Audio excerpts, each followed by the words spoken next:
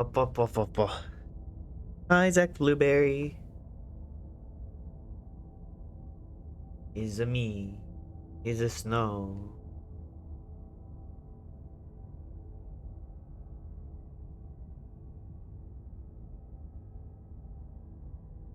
I hope you are doing well.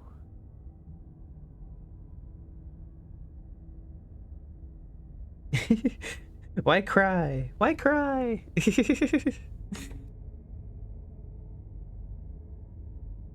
No need for cry. Oh, you're tired? I can understand that.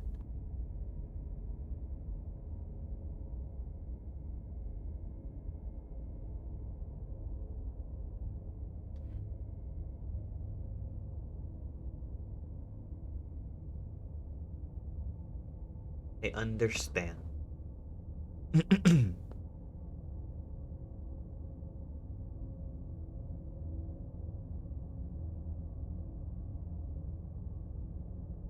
But today we have a game called Slay the Princess.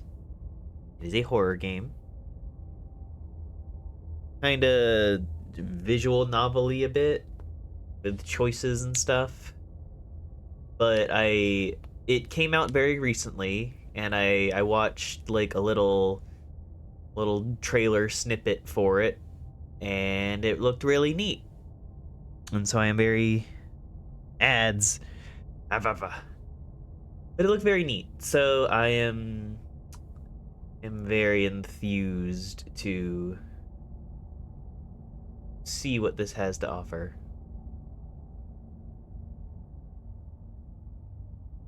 Let's see. Content warning. This is a horror game, and it is not intended for all audiences. Please visit our website, blacktabbygames.com, if you need a full list of content warnings. Slay the Princess contains flickering image effects as well as a parallax effect that on rare occasions has caused motion sickness in players. If either of these cause health issues for you, you can disable them in the game's preferences. Whatever horrors you may find in these dark spaces, have heart and see them through. There are no premature endings, there are no wrong decisions. There are only fresh perspectives and new beginnings. This is a love story. I've never played a horror game where this is a love story had like a foreboding aura to it.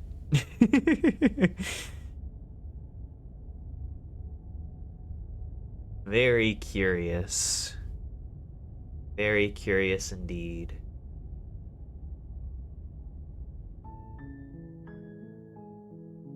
Okay. Yeah.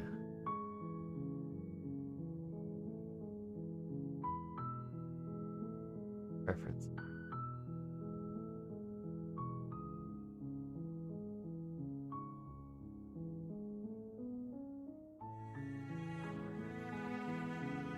For now, we'll keep everything. Hi, for a side.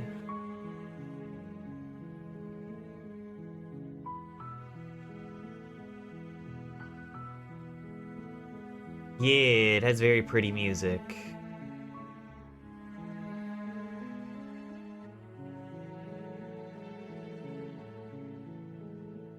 No bully. You are a cute little dino. Hey, here! Welcome, Sergeant Stormy Wolf. But hello, welcome. As I was saying earlier, this is Slay the Spire. It is a very new horror game, a little visual novel-y. But I saw a little bit of a snippet from a trailer, and it looked very interesting. It is a horror game, but it also told me in a little content warning thing at the very end that this is a love story, so very curious. Oh. Oh. I was not expecting the main menu to change.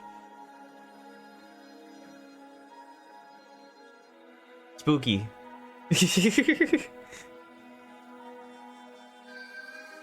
Okay then. Without further ado, I suppose we should start. Franbo, is that you? Chapter 1, The Hero and the Princess. You're on a path Oh. in the woods, and at the end of that path is a cabin. And in the basement of that cabin is a princess. Okay. You're here to slay her. If you don't, it will be the end of the world. Okay, I'm not sure why it'll be the end of the world, but okay. Oh. Whoa. Whoa! Okay, that's a lot. Let's start at the top. The end of the world? What are you talking about? I'm talking about the end of everything as we know it. No more birds, no more trees, and perhaps most problematically of all, no more people. You have to put an end to her. But how can a princess locked away in a basement end the world? Don't linger on the specifics. You have a job to do here. Just get in there and do what needs to be done. We're all counting on you. Who is we? Have you considered that maybe the only reason she's gonna end the world is because she's locked up? While I appreciate the mental exercise, we are running up against a bit of a ticking clock. Sassy Nevertheless, narrator. Let me assure you, the princess is locked up because she's dangerous. She is not dangerous because she's locked up. And before you decide to waste even more of our time by asking how I know that, let me suggest a more pragmatic lens through which to view this situation. Okay. Let's walk through the mental exercise. Causality doesn't matter here, because the end result is the same no matter what led us up to this point. If the princess leaves the cabin, the world will end, and there is no changing that. I mean, I'm not sure how you know that, but okay. It's no use arguing semantics over a metaphorical chicken or egg, because the egg is hatched and it's about to ruin everything. I guess. Unless, of course, you do your job and slay her. Gotcha. Do you have any evidence to back this up? Look, you're already on the path that leads to the cabin. Why would you be here if it weren't to complete a very important task? You've made it this far, you might as well reach the end of your journey. Look, just because I'm like on the road to like shoot someone in the head or whatever, doesn't mean that like just because I'm on the road I might as well shoot someone in the head. Like that's a big leap to make. Cause like you're already here, might as well. Killing a princess seems kind of bad, though, doesn't it? Does it? Are you a monarchist? Is slaying a princess that much worse than slaying a fisherman or a miller or a seamstress? If anything, slaying a princess is much better than slaying a seamstress. Seamstresses contribute something of value to society. Damn, calling it straight.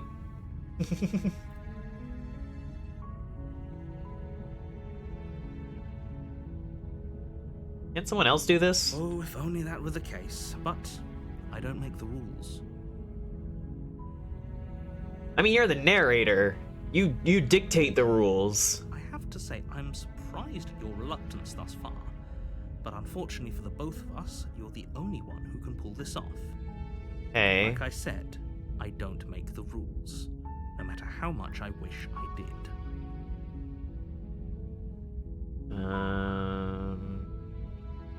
Do I get some sort of reward for doing this? Yes, but you'll have to slay her before you get it.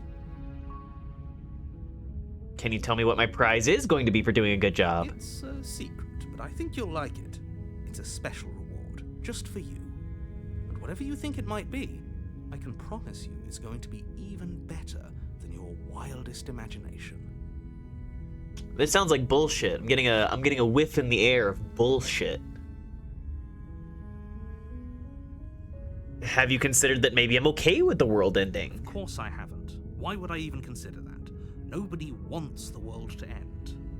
I mean, that's a big assumption to make. I mean, maybe some people do, like nihilists or very, very evil people, but surely you're not one of those, right?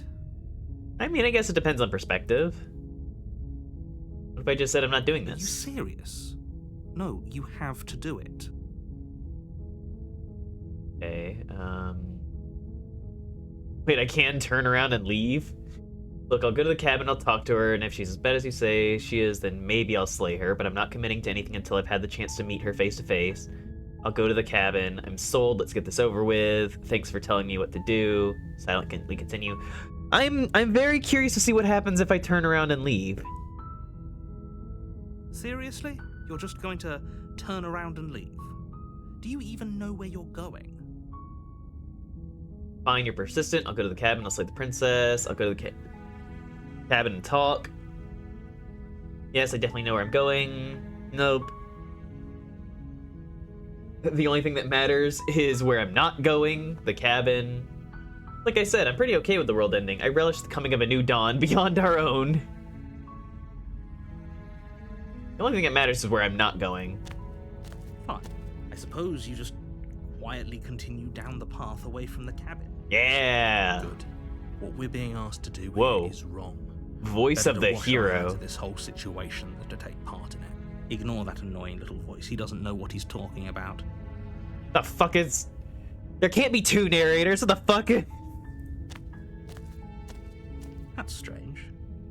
It looks like this path also leads to the cabin. How convenient. Everything's back on track again. Fuck you, Maybe the world narrator. can still be saved after all. Turn around again and leave again. Really keen on wasting everyone's time, aren't you? It's remarkably selfish, if you ask me. I've already outlined the stakes of the situation. If you don't do your job, everyone dies. Like, dies. Forever.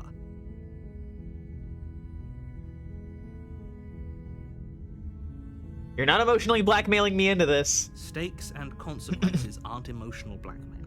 They're facts of life, and if you had an ounce of maturity, you'd understand that. But fine, you turn around and trek back down the path you came. Oh, would you look at that? You're at the cabin again. Now, I'm not normally one for superstition or astrology, but I have to say, it seems like the universe itself is doing its best to bring you to your fated confrontation with the princess. There's no fighting this, is there? Oh yeah? Well, I guess I start walking in a different direction. Again, in fact, I'm just gonna keep trekking through the wilderness until I find a way out of this place. There's always a choice. Let me tell you right now that you're making the wrong one for pretty much everyone who's ever lived, as well as for everyone who ever will. Fuck you. And here we go. What the- As you trudge into the woods, something strange starts to happen. At first, it's little flickers out of the corner of your eyes. Glimpses of familiar wooden structures through the leaves. But as you focus on your surroundings, you What the start to realize that those fuck? flickers weren't just a trick of light. In every direction, there is a path and a cabin. What the Not fuck? just any cabin, the cabin. An infinite fractal of paths and cabins desperately trying to draw you back to where you need to be. Wait, what's going on? But you're too stubborn for that, aren't you? It doesn't matter how many paths or cabins appear around you, you're just going to do whatever you can to shirk your responsibility because you care more about irritating me than you do about the fate of the world. You've doomed us all, you know that, right? But of course you do. Otherwise you wouldn't just wander off into the forest in search of certain death. You lose track of just how long you spend aimlessly tromping through the wilderness. But it's not like any of that time spent lost in the woods really matters, because it isn't long before the world ends and everyone dies. What? Chapter 2? What? You're on a path in the woods, and at the end of that path Is that a is fence? a cabin, Or a wall? and in the basement of that cabin is a princess. This gives me Stanley Parable vibes. Yeah, but like a horror Stanley Parable. Also, you're first, Zach the Blueberry. You're here to slay her. If you don't, it will be the end of the world. What do you mean, Chapter 2? I'm getting a terrible sense of deja vu. A terrible sense of deja vu? No, you don't have that. This is the first time either of us have been here. If he doesn't remember what happened, then maybe it's Wait, best to voice keep of the it. hero. I don't know. I think it's more fun if he knows what we're thinking. What the fuck is happening? Captive audience. The entire world ending wasn't enough to get rid of us. I don't think there's much he can do other than object. I wonder what else we can do to ruin his day.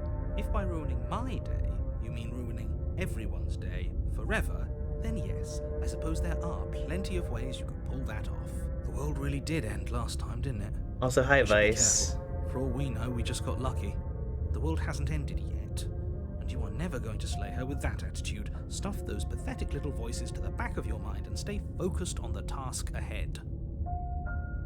Those walls weren't here last time. You can't just force me to go to the cabin. What are you talking about? I'm sure those walls have always been there. It makes sense if you think about it. If there weren't any walls in the woods, someone might have gotten lost. Or, heaven forbid, someone other than you might have stumbled onto the princess.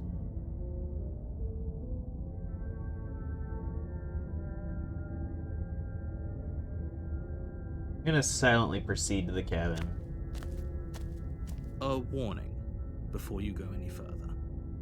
She will lie, she will cheat, and she will do everything in her power to stop you from slaying her. Don't believe a word she says. If we're stuck going in there, maybe we should believe her. Maybe she isn't a liar. Ignore him. He's just being difficult for the sake of it. Let's keep an open mind. The cabin interior is wrong. A confusing patchwork of many cabin interiors, all projected across what's almost the same space. But it's all shifted. An inch here, a foot there, such that the seams are never quite visible enough for the place to make any sense. Yeah, like stones go into wood, but like there's like a broken piece where it doesn't quite line up. Like there's like a church window that's like half into bricks and wood. Weird. The only furniture of note is a plain table, its legs all the wrong lengths. Its material devoid of feature. Perched on that table is a pristine blade. The blade is your implement. You'll need it if you want to do this right. If he wants us to take it, maybe we should just leave it to collect dust, or better yet, grab it and throw it out the window. What good is a knife against a world-ending monstrosity anyway? No, we're taking the knife. Have you seen this place? We have literally no idea what to expect and no idea what we're dealing with. I've already told you what you're dealing with. You're dealing with a princess. How many times do I have to explain this incredibly simple and straightforward premise? Nothing about this has been straightforward so far. You can't just say that. But when everything here is so wrong. Oh wait, yeah, that's like more like roots that turn into stones on the left side of the room. Oh gosh, this is weird. Listen to me. My job is to describe facts as facts and to guide you through your job, which is to slay the princess and through that action, save the entire world. And if you're going to slay her, you cannot let fear creep into your heart. You cannot lose yourself before you even get to her. Oh, ho, ho, ho! You've piqued my interest. What's going to happen if we lose ourselves? The contrarian, he's just like Nothing, because you're going to pull yourself together. Just ignore the stressful geometry and stay calm. How? Even if we closed our eyes, you're constantly describing it to us. True. I'm not going to stop doing my job, so you're just going to have to get better at yours. And quickly, if you don't mind. Yes, take a deep breath. I'm all for getting under his skin, but we'll miss out on loads of fun if we shrivel up into a ball and go insane the first time we see something weird. What you're seeing here is obviously real. Just accept it and go with the flow. It really isn't hard. Okay, I'm fine. Good. Now, whenever you're Okay, so I ready, wonder if all because I these ended the game last time by being contrarian, I gained the voice of the contrarian. So, like, depending on what ways I approach these situations, it may give me a new voice in my head. We're all waiting for you to complete a very important task. Yeah, you didn't say anything about the mirror on the wall. Ooh, we should look at ourselves. Wouldn't that be fun? You won't be looking at yourself because there isn't a mirror. There's the table, the blade sitting But on there the is a table, mirror. and the door to the basement. There's nothing else in here. There's definitely a mirror. There isn't. You insisting it isn't there just makes me want to look at it even more. Why would you lie about that? What's the point? Exactly. Why would I lie about something so meaningless? What good would a mirror even do? You waste time preening yourself instead of doing what needs to be done. Approach the mirror. You walk up to the wall next to the basement door. It's a wall. There isn't much to see here. This really isn't funny. Wipe the mirror clean. You reach forward and rub your hand against the cabin wall. I hope you know how ridiculous you look right now. But it was there a second ago. And now it's gone. You know that taking the mirror away from us isn't going to change things, right? We'll find it again, and then we'll see whatever it is that you don't want us to see. You know what? We're not taking the blade. We are not going to take the blade. We are going to just enter the basement without the knife. The door to the basement creaks Whoa. open, revealing a web of branching staircases all built from unidentifiable materials. MC Escher ass. Dr. Seuss ass. Jeez. Nothing here seems to belong. And the closer you examine your surroundings, the more confused you get. Your head throbbing with the effort of making sense of this place. None of the stairs even seem to go anywhere, let alone down. The air here has a sickening, almost sludge-like miasma to it, the kind of indiscernible quality that comes from the blending together of every scent there is at once. An odour that is simultaneously everything and yet the sum of it all coalescing into a thick, nauseating nothing. God, that is such a good description. Ooh, that's I love that. God, the writing. If the princess lives here, slaying her is probably doing her a favour.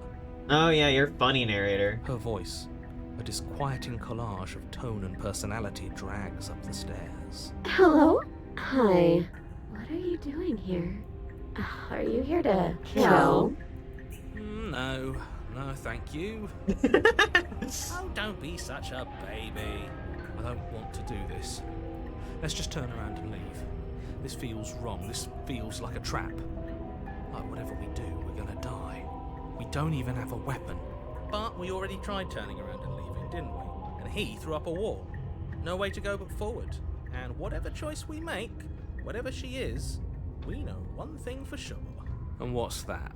That the fate of the world hinges on your success? There'll still be plenty of ways to ruin his day. I love this guy. Love this guy. Let's take the harsh stairs to the left. You step to the left. The path is cruel against your feet, the impact of each step sending pulsing vibrations up your legs, until there's nothing left in them to feel. The air around you grows cold the further you progress. At first a barely noticeable drop, quickly evolving into a numbing cold. Your toes feel like blocks of ice, your breaths puff out in clouds of condensed vapor. You shudder against it as you continue down the stairway, losing yourself in the bone-deep chill. You slowly lose sense of yourself the further you go. Whoa. Time disappears, and you can feel yourself begin to untether. Physical sensations dull and then vanish, until the only things experienced are the endless repeating patterns and emotions of the journey, a continuous march forward to a destination long forgotten. Consumption and betrayal, skepticism and blind devotion, rivalry and submission, terror and longing, pain and unfamiliarity. And at the heart of it all, an emotion that can only be described as... Are you just going to stand there? Hi. What the hell was that? What happened to us? I feel so strange. Like I'm fundamentally different, but also still the same person I was at the top of the stairs. The fuck was that? Oh well, that was a trip, but now it's over. Time to get back to our old devilish ways. The princess, eyes bright but otherwise shrouded in darkness, watches you impatiently from the other side of the basement. Don't forget why you're here. And why are we here again? In case you weren't listening, I'm afraid I lost myself on the way down. You're here to... He's just being an ass. We remember. Though I'm still not sure if we should trust you. Let's talk to her for a bit, try and get our bearings. She seems normal. I'm sorry, I didn't realize I was here. Yeah, I know. I've been watching you stare at me for a long, long time. Right. The shadows recede, revealing the princess's face. I don't think she likes us. Wouldn't you be skeptical of someone stumbling in here if you were her? We lost ourselves the second we stepped into this place. I don't know how long she's been here, but I can't imagine it would be easy for her to trust anyone. Those eyes, though. They're so sharp. It's just deception. Don't buy into it. You can do this. It's okay. Whoa. Don't worry. Sometimes I get lost here too. What? As the princess speaks again, it's almost as if she fractures. And where there was once just one of her, there is now another. There's like a soft one and a skeptical one? We can do that? I don't like this. It's those cabins all over again. Can we put her back? You said you'd been here before, right? What exactly happened last time? Does it matter? Yes, it matters. But I'm not going to waste any more time prying out details if you're going to be so irritating about it. It seems to me like you saw something you weren't supposed to have seen. If only you'd listened to whatever words of wisdom you were given in that other reality. But what's done is done, isn't it? Whatever you saw last time, unsee it. Whatever thoughts weaseled their way into your head, I can't unthink them. That contrarian voice is real you have strong. a job to do here, and you need to do it now. Ooh, new plan. Let's see if we can make even more of her.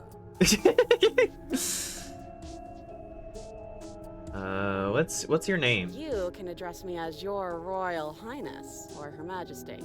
Any honorific should do, really. You can call me Princess, if you'd like.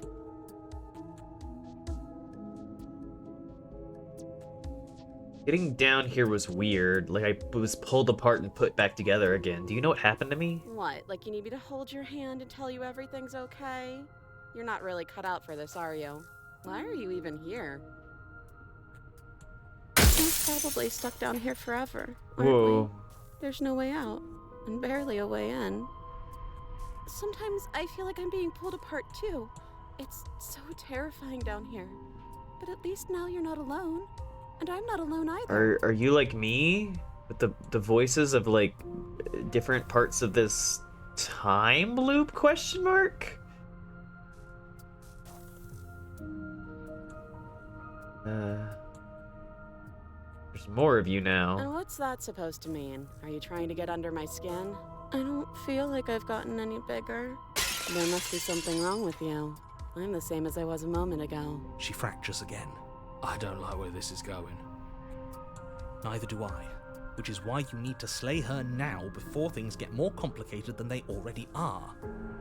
How would we even do that? Where would we start? Could always start by retrieving the blade. Can we even leave this place? I don't like thinking about what might happen to us if we have to go back through those stairs. Well, that's where the blade is. If you want it, you'll have to go and get it. Okay, this was fun for a bit, but we can't even really interact with her, can we? What's the point of asking questions if all we're going to get is a million answers? Can't even follow what's going on anymore. We need to get out of here. This whole place is making me itch. Now I'm being contrarian to the contrarian.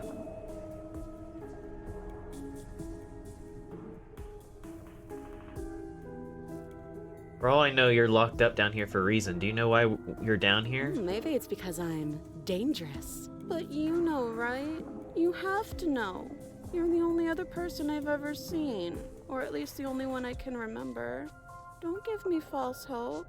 Please just end this already. One way or another, just do it. Dark Nitrolin, thank you so much for the raid. Hello. You come in at a strange time.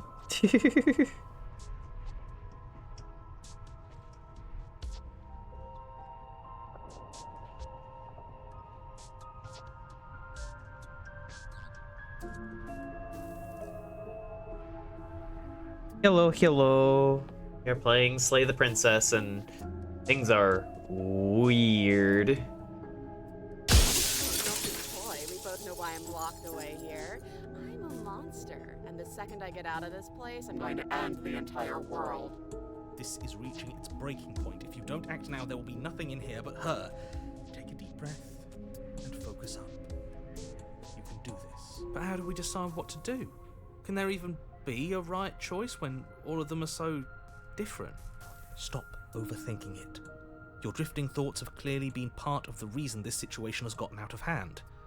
If you're trying to do the right thing, there's only ever been the one option, and that option is slaying her. Just do something. Do anything. Do all of it, if that's what you want.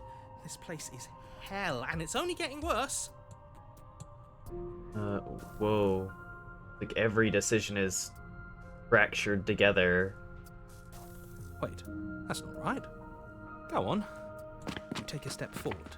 Your foot lands, but it lands different.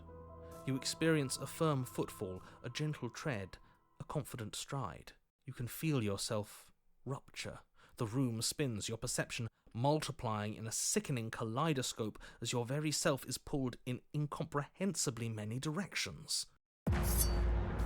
Whoa. Find the blade suddenly in your hands. All at once you use it to strike at her bindings as you remain upstairs and slay her and leave her to languish alone.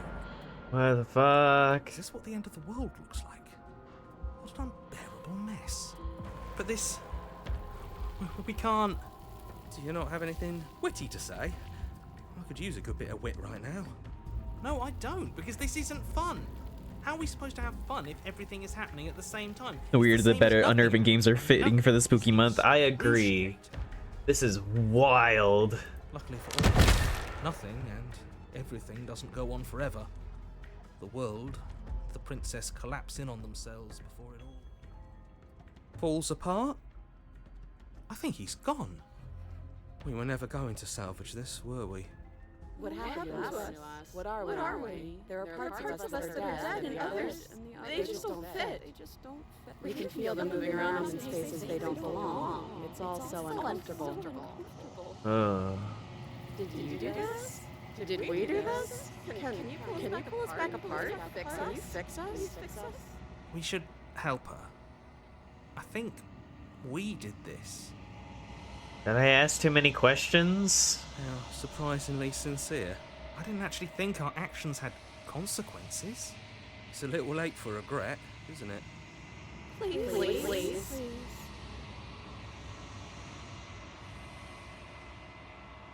Do my best. Whoa.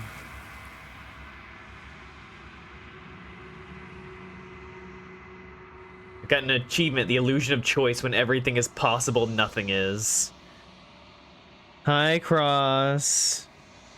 But you don't know if she had the chance to hear your reply. She's gone, replaced with something else. Where did she go? Should we try and find her? And there's that mirror again. Why is it here? Why now? Was it because I tried to look at the mirror that this happened?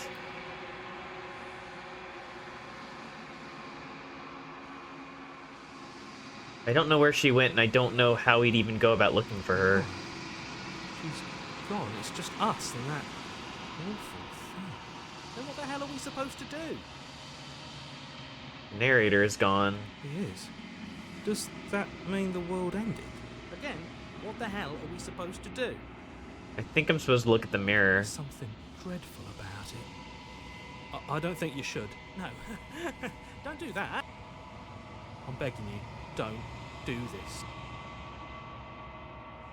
Ignore him. You approach the mirror. Gaze into your reflection. Silence as you reach forward. They're gone, but the mirror remains. It's time for you to see what's in it. It's you. You are alone in a place that is empty. It is quiet here. Proceed to the cabin. You are at the cabin. Approach her. Something finds me in the long quiet and brings me the gift of a fragile vessel. What are you? I am solitary lights in an empty city. What are you?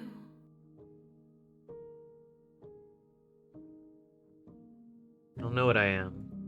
I think that you are like me. We are oceans, reduced to shallow creeks. The gift of a fragile vessel? Yes, nerves and fibers to feel the worlds beyond, perspectives to make my own. These ones are a contradiction, a winding kaleidoscope of paths and walls. God, the They music. are stretched into a shape not unlike me, but it is a shape they cannot hold. I am sorry that you met this vessel so early in your journey, but they will make for a rich and vibrant heart. Is that implying that I discovered this very early on? Do not mourn them, for they will finally get to know themselves. Is this the end of the world? How can the world have ended if we are talking? True. Do you know the narrator? You are the only thing I have ever known. Huh. The space we're in is vacant. Nothing comes here but us. Are you what sent me to slay the spire? Are you what trapped me here? I have only just now stirred to consciousness. Kiss her. I could not have trapped you here, and I too yearn to be free. Yeah, we're both prisoners in whatever the fuck this is. Do you know about the worlds beyond this place? I know only that they are. Okay. Are you the princess? She is part of me, and part of me is her. Yeah.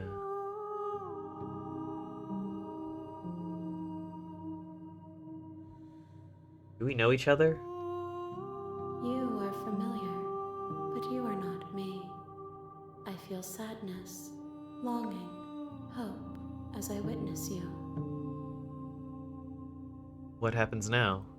Nothing, as we are, but I know that there are worlds beyond us, and that we are meant to reach them. There is no exit, but this vessel is a creature of perception.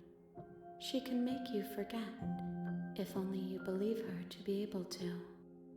Bring me more perspectives, so that I may be whole, and perhaps then we will know our freedom. More perspectives.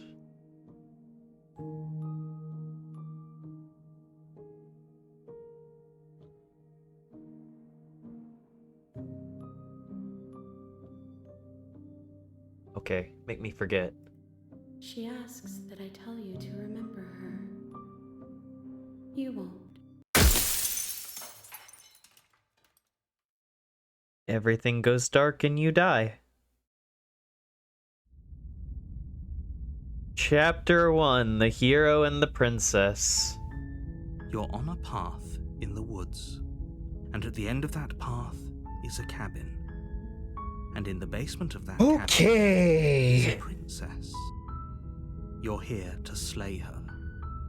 If you don't, it will be the end of the world.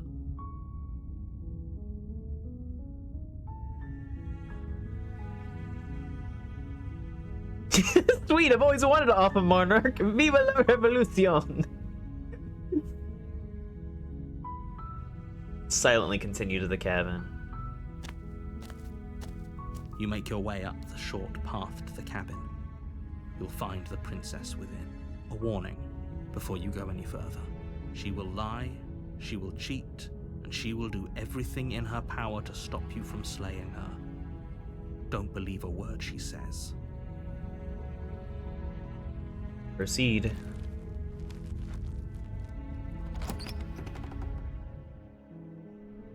The interior of the cabin is normal. almost entirely bare. The air is stale and musty, and the floor and walls are painted in a fine layer of dust. The only furniture of note is a plain wooden table. Perched on that table is a pristine blade. The blade is your implement. You'll need it if you want to do this right. What happens if I go down there without the basement, without the blade, but without everything being weird and fractury?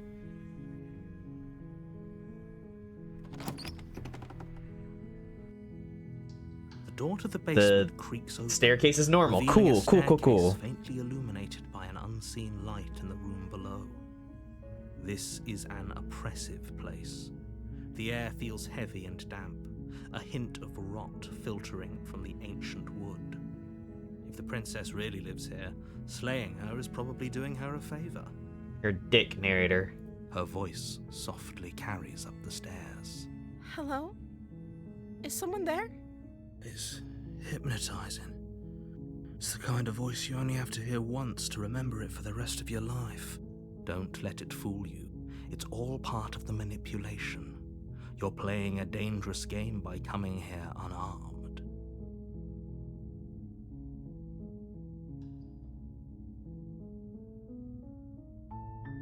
Continue down the stairs. Good.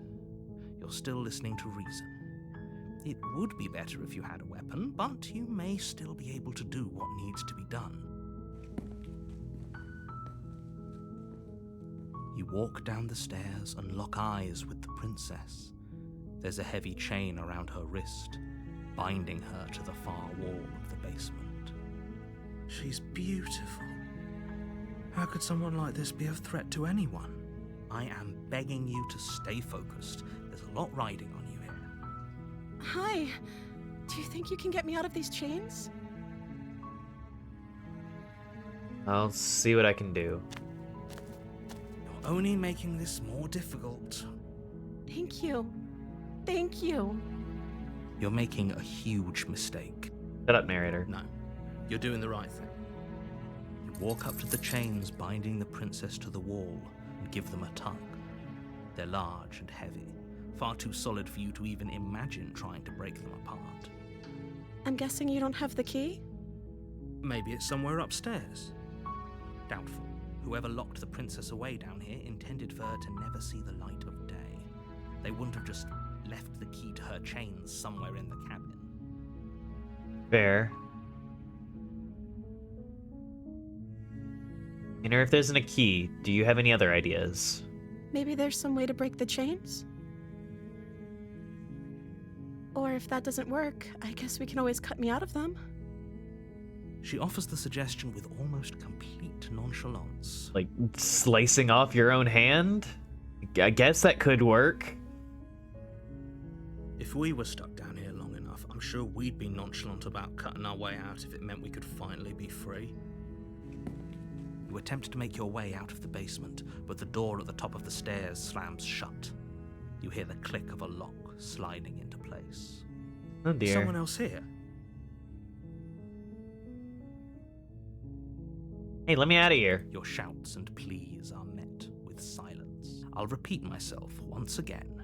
You're here to slay the princess, and you won't leave until the task is done.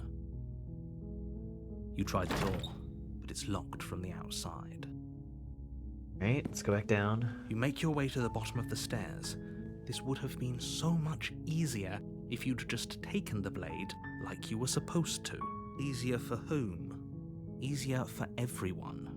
Look at the mess you're in. I heard the door slam. They locked you down here too, didn't they? There's a slight panic rising in the princess's voice. If I could just get out of these chains, I know we could force our way out of here together. She barely hesitates before raising her arm to her mouth, her teeth tearing through her limb with the determination of a trapped wolf. As she rips her flesh from her bone, a sound comes from behind you, the clang of bouncing metal. It's the blade from upstairs. You're not sure how it made its way down here, but if there's a time to strike... Don't trust her 100%. She'll stick a knife in your back. Or we could use it to free her. You won't like what happens if you do that. I mean, we might as well try, see what happens. Fine. Against your better judgment, you place the blade against the ragged, self-inflicted wound on the princess's arm, just above the unyielding chain binding her to this place. You cut into her flesh. The blade is sharp, and it takes little effort to crack through the bone of her arm. God, she is just no emotion. Her limb falls to the ground, and the heavy chains follow suit. She didn't so much as utter a sound through the whole ordeal. No, she didn't. She smiles softly as her gaze meets yours, blood from her wounded arm dripping rhythmically to the ground. How is she still smiling after everything? It's like she isn't even bothered by what just happened. Thank you. Now let's get out of here. Okay. No, we won't have any of that. The stakes are too high. You can't just let her escape into the world. No, I can't just let her escape into the world. As the princess approaches the bottom stair, your Whoa, body steps he's forward fucking and with raises me. the blade. Wait, this isn't fair. You can't just do that. Watch me. What are you doing? Oh, warn her. Stop that. Something's come over you, hasn't it? You know you don't have to do this, right? Your body lunges forward, the blade held low, ready to sink into her heart. But the princess dodges, stumbling back against the wall before the blade has a chance to connect. Stop it! Stop trying to resist me. I'm trying to get you out of here alive. Resist. The blade! Move the blade! As your body remains frozen in stubborn resistance, the princess takes a cautious step forward. We both know this isn't you. She nervously reaches towards you and takes the blade from your infuriatingly rigid hands. What are you doing? I'm sorry. I'll try to be quick. She plunges it into your chest, tearing through flesh and sinew. It is agony. But you aren't dead yet. Oh no! I'm so sorry. Stay strong. We can tough it out until it's done. For her sake. For her sake? Don't you start pretending that dying a painful death is some sort of heroic gesture. The two of you have literally doomed everyone. Whatever. She sinks the blade into your chest again and again and again, and you feel every inch of burning pain that slices its way into your body. Owie. I'm sorry. She doesn't know how to use a knife, does she? Apparently not, though it doesn't matter how sloppy her knife work is, does it? A stab wound is still a stab wound, and it won't be long before you bleed out. I'm so sorry. With one last thrust of the knife, your legs give out beneath you. You collapse to the floor, your blood pooling around you, your limbs unresponsive. The princess stares down at your ruined chest as tears carve rivulets of pink down her blood-spattered cheeks. It can't just end like this, right? Oh, that's rich coming from you. As much as I'd prefer for things to have gone differently, I can't deny the reality of what's happened. The two of you made your choice. It's over. Everything goes dark. And you die. Chapter 2, The Damsel. You're on a path in the woods, and at the end of that path is a cabin. And in the basement of that cabin is a princess. You're here to slay her. If you don't, it will be the end of the world.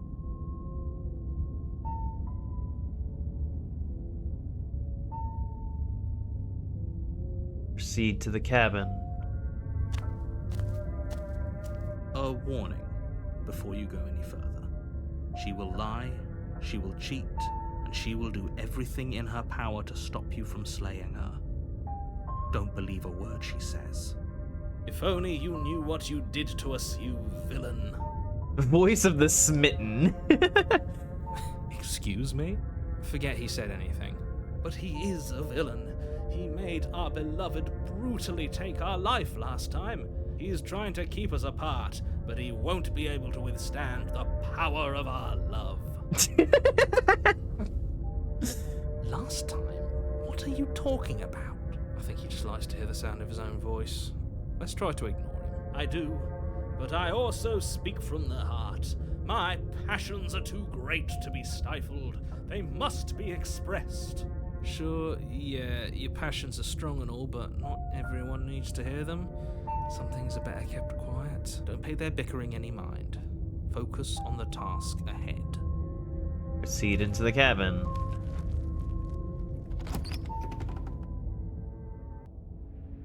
The interior of the cabin Whoa. is clean and elegant. Its stone walls draped Yeah, this is in different. fine-threaded tapestries. A prison befitting a royal prisoner. The only furniture of note is an ornate wooden Mirror table again. with a pristine blade perched on its edge. The blade is your Approach the mirror. You walk up to the wall next to the bait. What are you talking about? This isn't a wall. It's a mirror. Or at least it'll be a mirror once we wipe off that layer of grime. Wipe the mirror clean. You reach forward and rub your hand against the cabin wall. There was a mirror a second ago, and now it's gone. Pity. We could have a feather out of place, and now we'll never know. We can't gallantly sweep her off her feet if we have a feather out of place. Let's take the blade this time. You take the blade from the table. It will be difficult to slay the princess and save the world without a weapon. I suppose if we're to play the role of dashing knight, we need an equally dashing sword. That way she'll know we can defend her from her enemies. Hopefully it doesn't put her on edge. There's no use arguing over motivations right now. It's good that you... Enter the basement. The door to the basement creaks open, revealing an intricate stairwell. Gold-trimmed carpet glimmers in the light of the torches positioned along the walls. The basement almost seems welcoming in the dim firelight, but it's still a stone basement. If the princess lives here, slaying her is probably doing her a favor. A soft voice carries up the stairs. Hello? Is someone there? Her voice.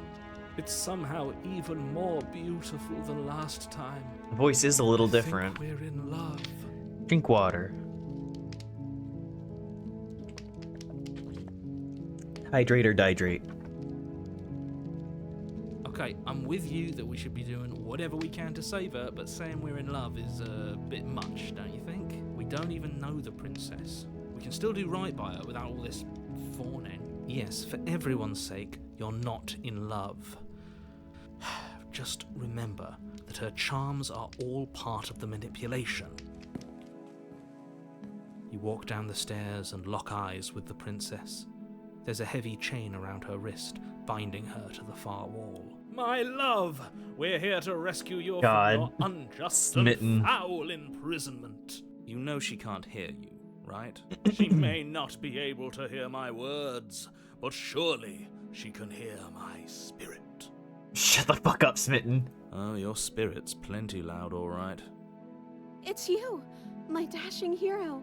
I was so worried you wouldn't come back. Did you hear that? She said we're dashing. That doesn't sound And right. she called us a hero.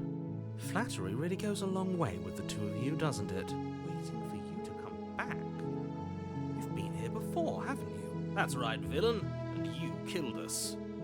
He's falling hard. Well, she killed us. Only because he made us try and kill her. It was self-defense. Our beloved's hands remain unstained by cruelty. And you've died before. So an entire world has been damned to oblivion.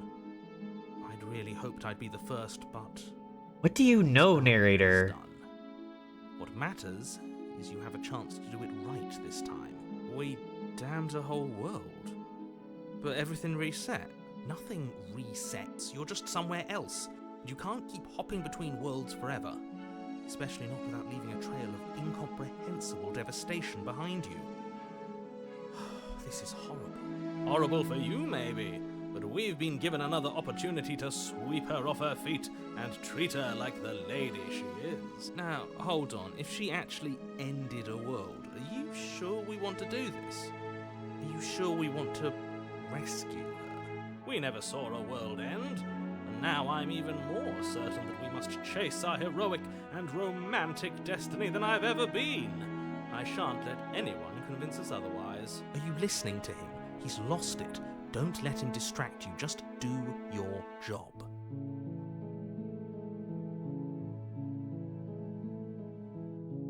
What happened after I died? You died, and now we're talking. What? But before we started talking, did the world end? Did you end the world? I don't know. Was I supposed to have ended the world? Would that have made you happy? I don't like Isn't that this. just like our darling princess? She wants... Are you Shut up. listening to her? That's a confession. That's not a confession. I don't know what it is, but there's something wrong about this. I don't want the world to end. Then I didn't end the world. See? She didn't confess anything. She is innocence itself. I'm not so sure. I'm confused. Why did you do that? I'm sorry. Didn't you want me to? Did we? We warned her of the cruel forces seizing our body. That's practically telling her to kill us. She is our beloved, and she made the This choice princess to is not the free us same of our princess as misery, last time. I don't show know us mercy, how and she make the knows, best but this is decision not for the us. same person. She made the best decision. Or for it's her. a different Don't be so quick to reflection of assign her, kindness. or You're just opening yourself whatever up the to fuck's going on manipulation. here. Do I have to cut you out again? I really didn't care for that last time. I'm okay with whatever you come up with. You can cut my arm off again. We won't be laying a finger on her perfect wrists, and indeed, we won't even have to. Do you see how dainty her hands are? We'll be able to slip her right out with no harm done. What? No, she's a prisoner here. You can't just slip her hand through the chains. Why are you two arguing over the logistics of slipping her hand out of her shackles? She just said she'd be okay with any idea we came up with. Am I the only one here who thinks that's weird? Yeah, I'm with you, Hero. You and me were on the same wavelength for a lot of this. She didn't care last time. Why should she care this time? That's our stoic, smiling angel. No, you're right. It's extremely bizarre behavior and further evidence that she's a monster who's not to be trusted. So go ahead and slay her.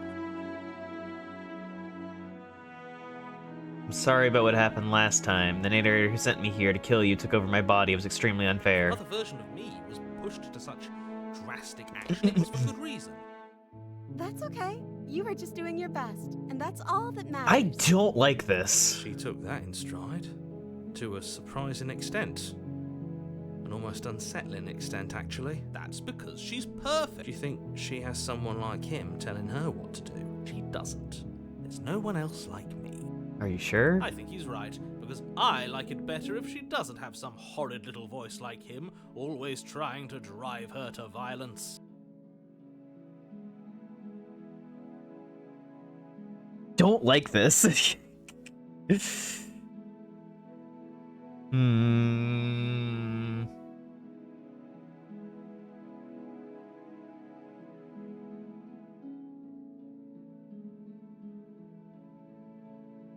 Well, we had to start doing it at some point. Blade in hand, you run the princess down. Wait, no! You barbarian, what do you think you're doing? But you ignore the pleas of the foolish little voice and press on. The princess's eyes grow wide with terror as you approach, but she does absolutely nothing to stop you. Your blade pierces her heart, and she collapses pathetically to the ground. I'm sorry. Did I do something wrong? God, she is broken. No, my love, you did nothing wrong. I'm sorry, not you. I'm going to die now. I think that's what you want. And just like that, she's dead. And the world Lady is killer, safe. slay an Thank you for innocent. seeing this through, I know it must have been difficult. I feel sick. Sick? You took part in the murder of the fairest creature that's ever lived. And you merely feel sick. I, for one, am absolutely distraught. Grief-stricken. Inconsolable. You'll get over it. You just saved everyone. Get over it. You smarmy ass. There's nothing in the world worth getting over it for. We might as well just end it all. You raise What? the blade, aiming the point directly towards your hut. No! Smitten, stop! No, you absolutely do not do that. Yeah, let's not make any rash decisions. We should give ourselves a minute, take a deep breath, and rash. The only rash God decision fucking damn it, we Smitten. made was I running should have out known not to do this when to Smitten slay was at the her wheel. heart. This is far from rash. This is measured. This is the only thing left for us to do now that she's gone. I'm the one who makes the decisions here, and I say no. Exactly. You're not doing this. All of you may have previously thought that my passions were too great to stifle, but those were merely passions of joy. My passions of sorrow run deeper than the ocean itself, and you'll find that they are far more unstiflable. Haven't you? Haven't you all? I don't believe this. What? What don't you believe? You plunge the blade into your own heart and collapse to the floor. You can't be serious. Why are you helping him? I'm not. He just made it happen. I'm sorry. That's right. What do you mean you You're made it all happen? sorry. How much control do you have here, narrator? Everything goes dark, and you die. Chapter 3, The Gray? You're on a path What? in the woods. You horrid monster. Do you think just because we've returned to the woods you've earned my These aren't forgiveness? woods. Our beloved had best be alive and well when we return to the cabin, or you'll never know the end of my wrath. She won't be alive and well Whoa, when cold. we return to that cabin, because she's dead. We killed her. You killed her. And so I killed you. And you clearly didn't do a good enough job. I'm still here. Oh, and I'm still here too. If you lot get to be blessed with seemingly eternal life, that must mean she's still there, waiting for us to throw ourselves at her feet in remorse. I doubt it. I think I'm better at killing than you are. So you've been here before. Of course you've been here before. What count is it this time? 2?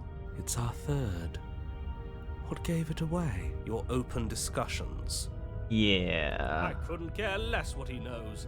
Every second we stand around arguing in the woods is a second that I'm anxiously worrying about her. Take us to the cabin and take us there now. With each passing moment, our relationship may be damaged even further, though I fear the rift between us may already be permanent. And if it is permanent, then what? Hi, Just kill us Disification. Oh, Welcome to yes, Slay the what Princess. My vengeance will echo the depths of my bereavement. Don't provoke him. I prefer if we didn't die again. It's a Not fond of visual novel-y point-and-click thing that is kind of about you being in a time loop, but not a time loop because you're just going to different worlds, but there's like a narrator situation and complicated. Why not? You've already done it twice. Oh, we've done it more than that. It was unpleasant. It was only unpleasant because you think it's supposed to be unpleasant. I'll make you feel what I feel if it's the last thing I do. And mark my words, you won't like it when it happens. Oh, how exciting. I'd love to see you try. Can I? Well, I'm not just going to try. I'm going to actually do it. I'm looking forward to it. Good. I am too. Can I talk now? Yes, I can. Great.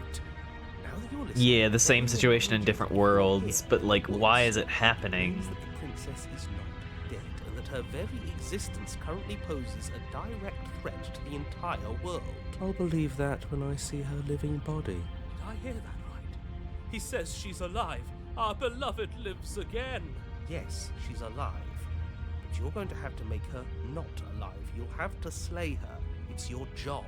We absolutely will not. This is a tale of love and redemption, and this time it will not end in bloodshed.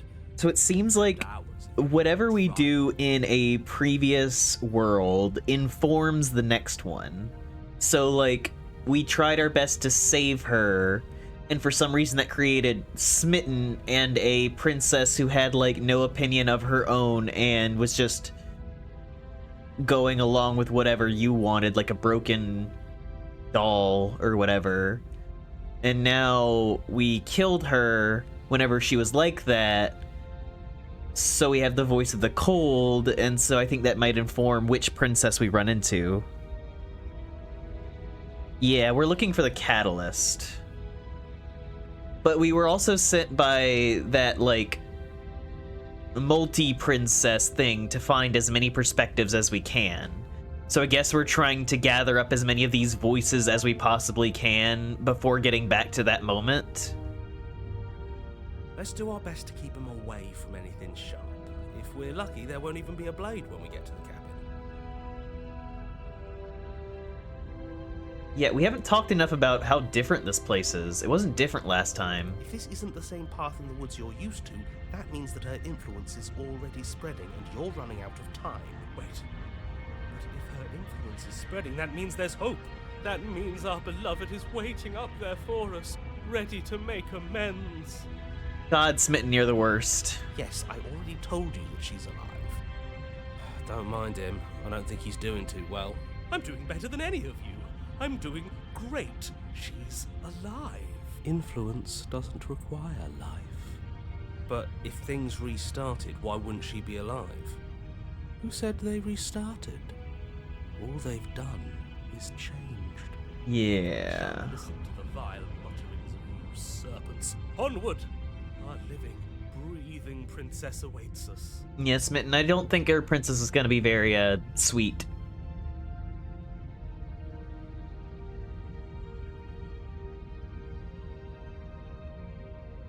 Whatever happens next, it seems like all our answers are in the cabin. We might as well see this through.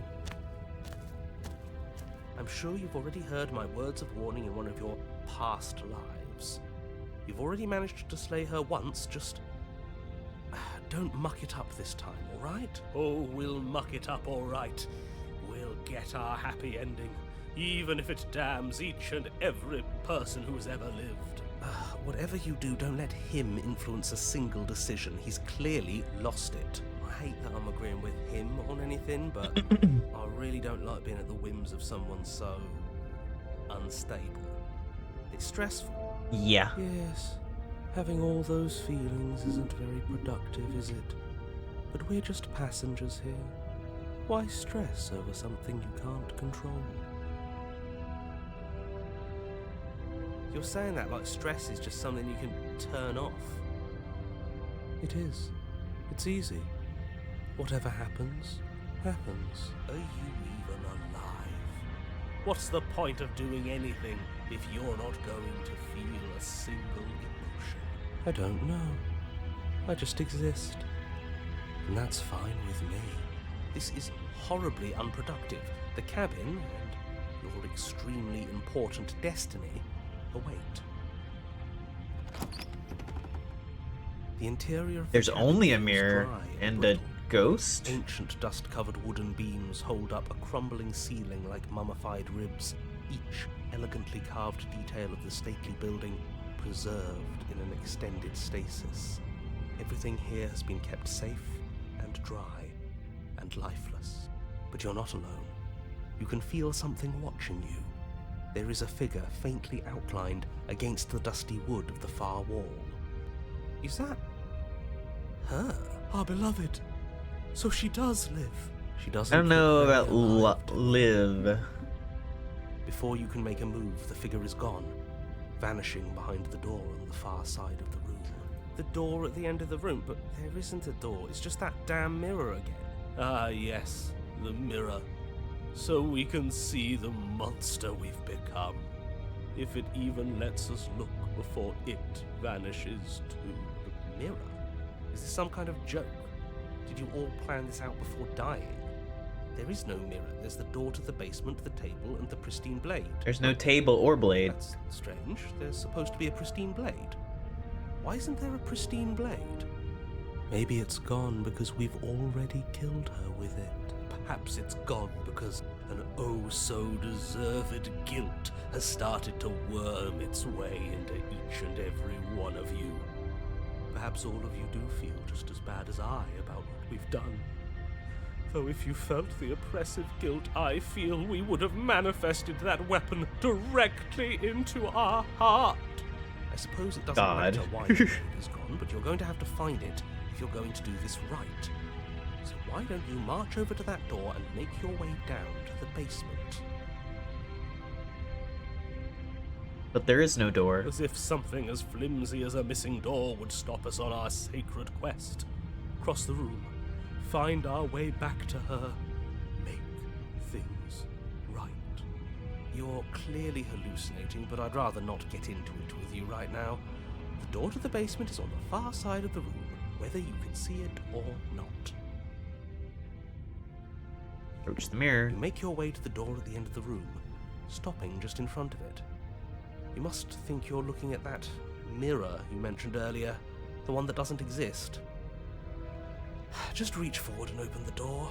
It's still so hazy. We should try and clean it off. Yes. Trying to touch it does seem to be the magic spell to get it out of our way. It's time for all of you to see what we've become. You reach forward and place your hand on the door to the basement.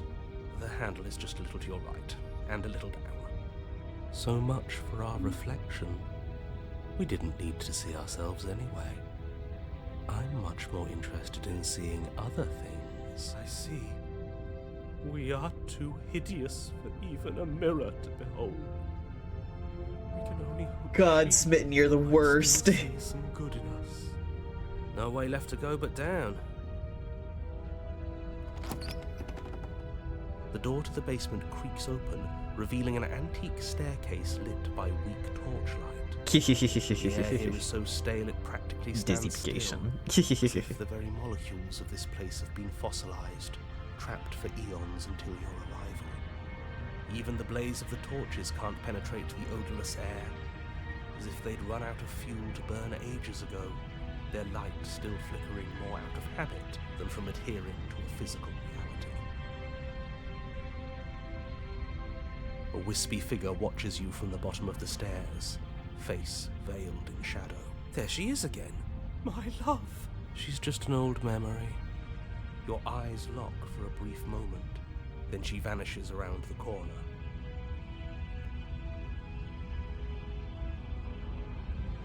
We have a lot to talk about. You receive no response. Do you think she's upset with us? Don't like being here unarmed after what happened last time. I feel so exposed. Of course she's livid, and with good reason. You aren't helping. Are you scared of a little ghost? What's she going to do? Look at us until we feel bad? May just have to look into this game and download it for myself. It is fascinating. Do anything. As you descend the final step, Oh, the form of the princess She's comes into view. she's already A dead. skeletal body lying in a heap on the floor, her wrist still bound to the wall by a heavy chain. This cell is a dark and isolated place, with not so much as a window to allow starlight to penetrate the gloom. See? She's dead. No. What foul trickery is this? How can this be? We just saw her alive and well. Why am I here then if she's already dead? Whatever we saw was a ghost. I thought we were all on the same page. Do try to keep up. Thoughts are interrupted by the sound of a slamming door and a clicking lock. You turn to see the shade of the princess staring down at you from the top of the stairs, clutching a brightly burning torch. So that's where the blade is. It's already in her heart. And yet she isn't dead. She is dead. Have you never heard of a ghost before? Oh, for the love of... Can we not waste time arguing over the semantics of what is and isn't dead? She is clearly conscious. She clearly just slammed the door on you, and she clearly has a weapon. Your pristine blade sticking out of her chest. This is extremely Eat her bad, remains. catastrophic even. Yeah, dead or not, what are we supposed to do about her? Slaying, or destroying if we want to be a little more death neutral, seems off the table. We make amends. She obviously still holds us in her heart. She's bearing a torch for us and everything. Yeah, I don't think that's But what she's she doing. hasn't said anything. Are you sure she can talk like this? You came back. I missed you. That angelic voice. I missed you too, my beloved. You sure snapped back to your old self quick. Yes. Seeing her dazzling countenance again has reignited the warmth in my heart. I have found it in me to forgive the sins this body has committed. We can have our perfect romance after all. Dude, she's dead. This is a bad place. We're supposed to be together, but it keeps making us hurt each other. Huh. The torch falls from the princess's hand and bounces down the stairs. It'll be so much better when it's gone. The skeletal wood of the basement, perfectly dry after uncountable years of desiccation, immediately catches fire. She's trying to kill us. A misplaced escalation of her passions, but clearly she still cares for us. I say we burn with her.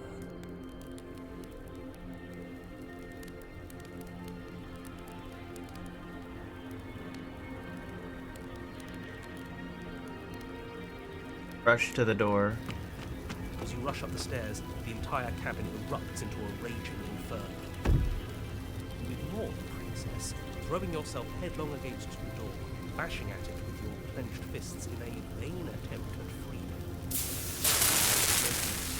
Yeesh. Your skin dark. As layers of you peel away into raw, seeping burns, you feel a hand on yours. You turn to see the princess, face bright and smile wide with manic affection. She clutches you close to her chest, watching with loving eyes as the flames eat you away, bit by bit. The pain is unbearable at first. Every inch of you screams as your flesh is stripped away, your muscles stiffening as they're cooked, your blood boiling in your veins. Wild. But it isn't long before the flames take your nerves, and with them, your ability to feel much of anything. See? That wasn't so bad. It was so bad. Somehow, nothing's so much worse. You'll get used to it. There are still the feelings of the heart. Those never go away. Oh, they always do in the end.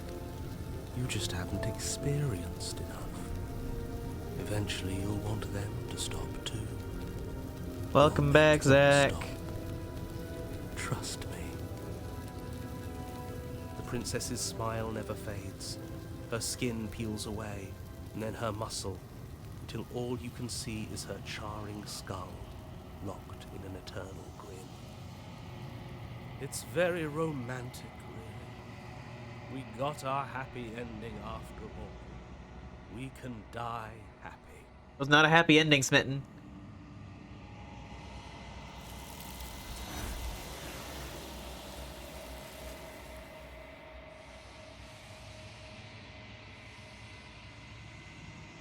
But despite your best efforts, you do not die. It's time for you to leave. Memory returns. She's gone. Where did she go? Should we try and find her? And there's that mirror again. Why is it here? Why now?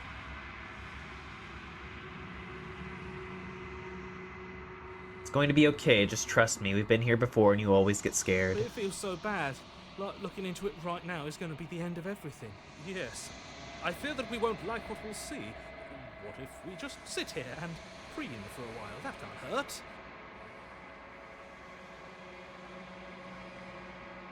I'll see you on the other side. It's going to be okay. Okay. If you say so. We'll trust you. She'll be there waiting for us. I just know it. Approach the mirror. A site named Newgrounds. This reminds me of a game I used to play back in the day. Nice. What game? You approach the mirror. Gaze into your reflection. Silence as you reach forward. They're gone once again. The mirror always makes them leave, but you need to see what's in it. You've grown. You find yourself in the long quiet once again. Proceed to the cabin. You are at the cabin. Approach her. Flickering lights in empty cityscapes become pockets of vitality and movement. I am more than I was before. You are.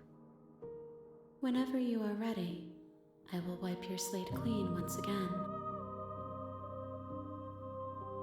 How much have you changed? Is a child the same as an infant? I am an unbroken pattern, but every vessel gives fresh perspectives and carves new avenues of expression. I am different, but I am the same.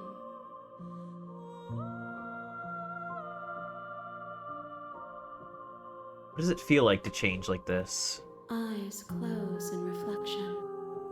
Perspectives meld together, and the breadth of my experience stretches to new corners.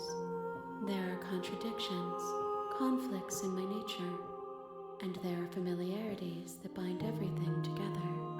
It feels correct. This is what I need to be. This is the only path forward.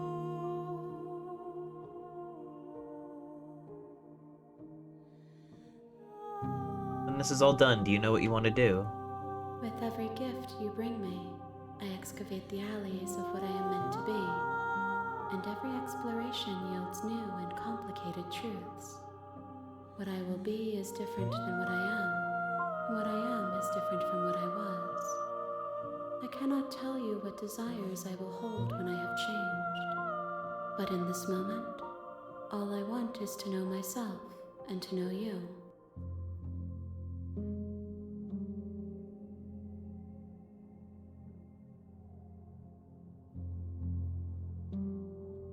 You've been kinder to me than anyone else I've met. Thank you. Why wouldn't I be kind to you? You are the only thing I know that isn't me. You want me to bring you next time? Gifts aren't what someone tells you to bring them. My joy is in seeing what you choose. There are no wrong answers, and every perspective illuminates my shadows and shares new secrets.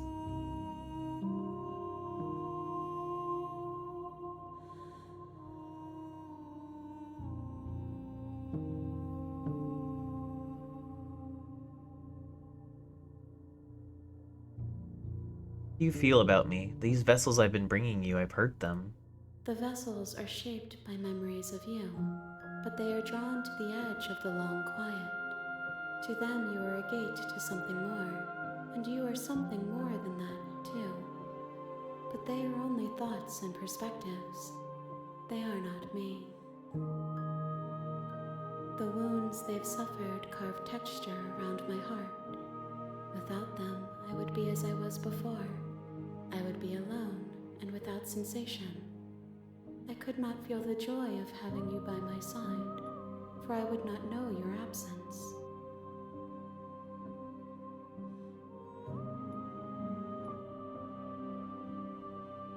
How many more vessels do I need to bring to you? If I am to be an ocean, you have nurtured me into a pond. My waters are shallow and murky, and I yearn for more perspective. You will have your rest in due time, and I am sorry for the burdens I place on you. You read any of the fighting fantasy books by Ian Livingstone and Stephen Jackson? In this essence, a fighting fantasy book provides the reader with a games master narrative and scenario. Before embarking on the adventure, the reader character rolls the dice to determine levels of skill, stamina, and luck. These are entered on an adventure sheet. I have never read those books. They sound interesting. Ready to go back. I will long for your return, but it will give me time to reflect on what I am. We will meet again. Everything goes dark, and you die. Right back at the beginning. You're on a path in the woods, and at the end of that path is a cabin. You're here to slay.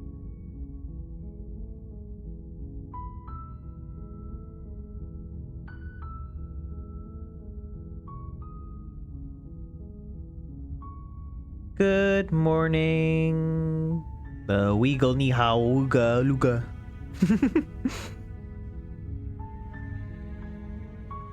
We silently continue. No, wait, sweet. I've always wanted Alpha Monarch. Viva la Revolucion! Spirit. You make your way up the short path to the cabin. A warning, she Yep. will lie. Feed. The interior of the blade. Take that Take the blade. blade from the table. Enter the basement.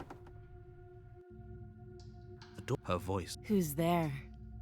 Oh, that's different. Oh, that's immediately different. I'm immediately on edge. That's different. She sounds dangerous. It's almost as if she's the one in charge down here. Don't let it fool you. It's all part of the manipulation. Hi. Don't be a stranger. It's been so long since I've had any visitors. Come on down. You walk down the stairs and lock eyes with the princess. There's a heavy chain around her wrist, binding her to the far wall of the basement. She's so coldly beautiful.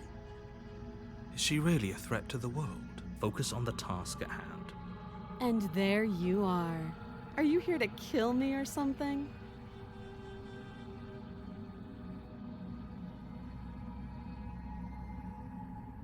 Just here to talk. Then why did you bring a knife with you? How about you drop it, and then we can chat? She makes a compelling point. What if we just dropped the blade and talked? Look at her. It's not like she's a threat. Don't you dare. It's fine. We can decide what we want to do after we talk to her. Maybe she really is a monster. But killing someone in cold blood isn't very becoming of us. Drop it. The blade tumbles out of your trembling hands and drops to the floor with an unceremonious clang. Thank you. Maybe now we can just talk. Against your better judgment, you step forward to speak with the princess face to face. Unarmed. We'll be fine. I don't know what you're hoping to accomplish here, but I can assure you there's no reasoning with her.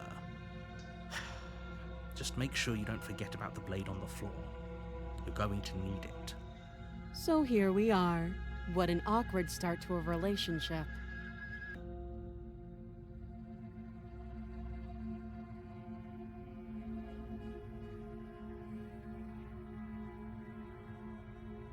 There's people out there who think you're going to end the world. What do you have to say about that?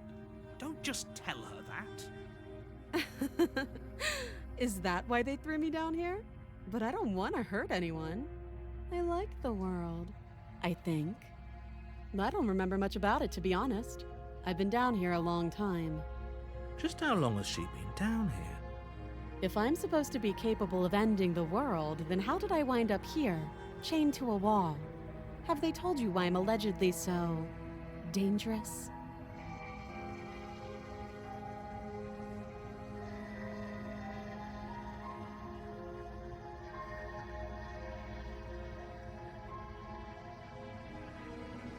I was hoping you'd tell me. Ending the world seems like an awful lot for just one person to do. I wouldn't even know where to start. I believe her. She doesn't have to know how to destroy the world to be capable of doing it. At the end of the day, whatever the two of us have going on down here is about trust. Trust. Whoever sent you to slay me claimed I was a threat to the world, but they didn't tell you why. That doesn't sound right to me. And I don't think it sounds right to you either. Yeah. Otherwise, we'd be killing each other instead of talking. Fair. She has a point. There's a reason I've been telling you to question the situation, and there's a reason you've listened. So, I could tell you that I'd lead a quiet life in the woods, or that I'd open an orphanage, or that I'd do any other number of good things that I'm sure you think you want to hear. I don't care about those. But you don't really know me, do you? What can my word possibly be worth in a situation like this? She's right about one thing. Her word isn't worth anything. Like I said, it's all about trust. Blind trust. So do you trust me, the prisoner, the victim, the princess clearly incapable of ending the world? Or do you trust whoever put me here? She might be a furry. The narrator an ass. Yeah.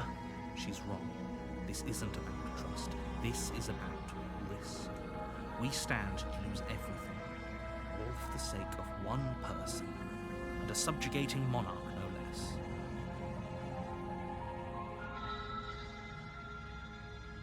What's your name? She hesitates before answering.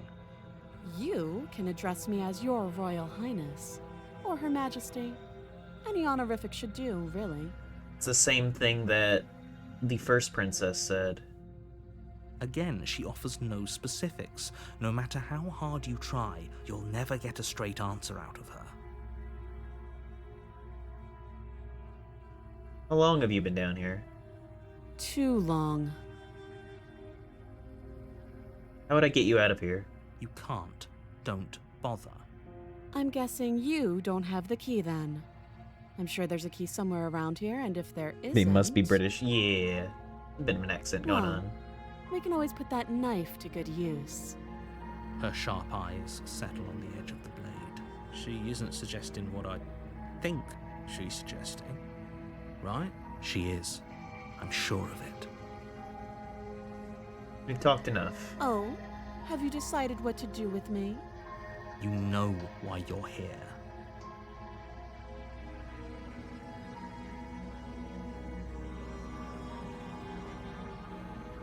This is interesting.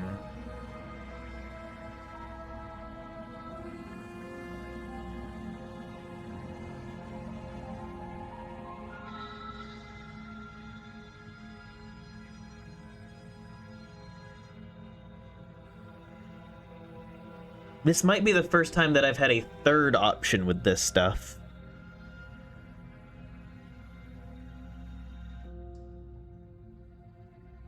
I want to get her out of here. Oh, you have to be kidding me. You walk up to the chains, bind. They're large and heavy. Far too If you don't have the key, maybe you should go looking for... doubtful. Whoever locked the princess up.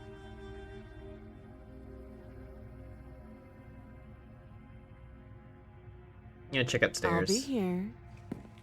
You attempt to make your way out of the basement. Is someone else here? Yeah, we've heard this before.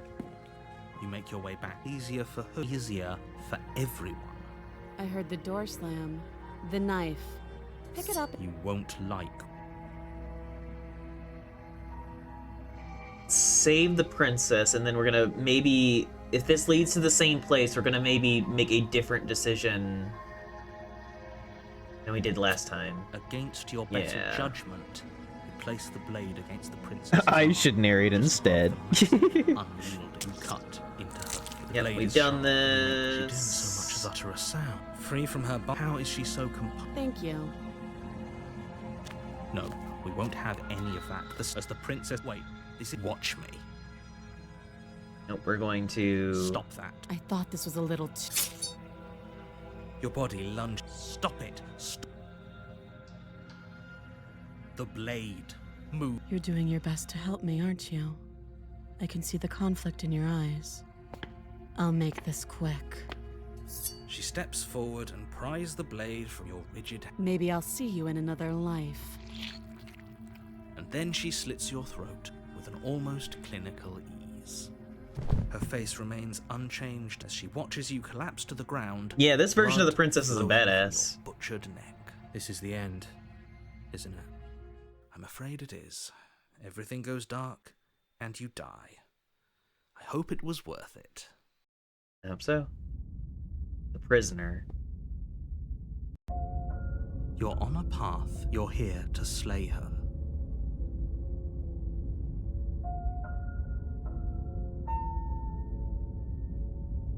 Lead to the cabin. A warning. She will lie. Yes, yes. don't Skeptic. believe a word Oh, she we have a new says. one. Just go in, take the knife, and do what you're supposed to. Wink. Did you just say wink out loud? No, I didn't. Wink. Just ignore this clown and focus on the princess. Lead into the cabin.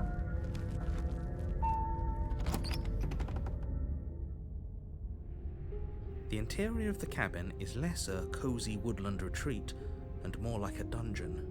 A few pathetic wisps of starlight attempted to illuminate the cold, uninviting stone walls, and thick, wrought iron bars barricade the Wink. windows, reminding anyone who enters that this is a I like prison. Skeptic, and I also liked earlier we had a Contrarian. Contrarian was great. The only furniture of note is an iron table, bolted to the floor. Just wink a after pristine everything. blade perched on its edge. The blade is your implement. You'll need it if you want to do this right. You walk up to the wall next to the base. What are you talking about? This isn't a wall. It's a... You reach forward, and now it's gone. If he doesn't want us to know about it, it must be important. We should keep our eyes peeled. Maybe it'll be back. Yeah. Good thinking, Skeptic. Let's take the blade. You take the blade from the table. Good idea. Enter the basement. The door to the basement creaks open, revealing an old... I hope it's a femboy in the dungeon. I'm tired of these princesses. A few sputtering torches attempt to vaguely illuminate your path. Slay the dancing across femboy. glimmering patches of slimy moss on the stone steps. If the princess lives here, slaying her would probably be doing her a favor. Her voice, harsh but controlled, carries up the stairs. Is that a visitor I hear? Please, come downstairs. It's been a while since I've had company. I wonder what visitors she could be referring to. Are we not the first? You walk down the stairs and lock eyes with the princess. She looks up at you, Curious. the heavy collar around her neck clanking loudly as she moves. The chains binding both her wrists to the far wall, joining the metallic chorus as she Drink adjusts her water. hands in her lap. It's like they ensured that I wouldn't be able to just cut off her wrist this time. Should we be worried about the one around her neck? Why would you be worried about her restraints? If anything, they'll make your job easier. Have you noticed the empty chain on the wall? Odd that in a place where everything seems to serve a distinct purpose, there would be something so obviously useless. Yeah, what's the deal with the fourth chain? What an interesting development. Why don't you have a seat? The two of us should chat before you bury that thing in my heart.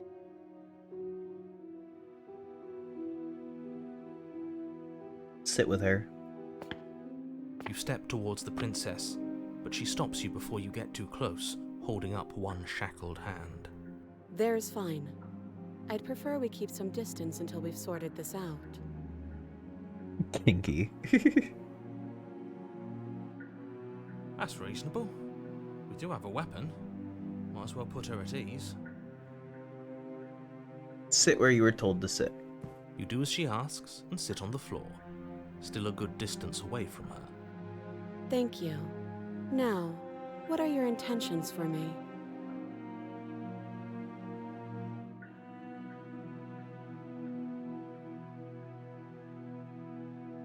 I've been here before. Am I the only one who remembers that? Oh, are we acknowledging that? I thought we weren't going to give away the game. But yeah, I remember.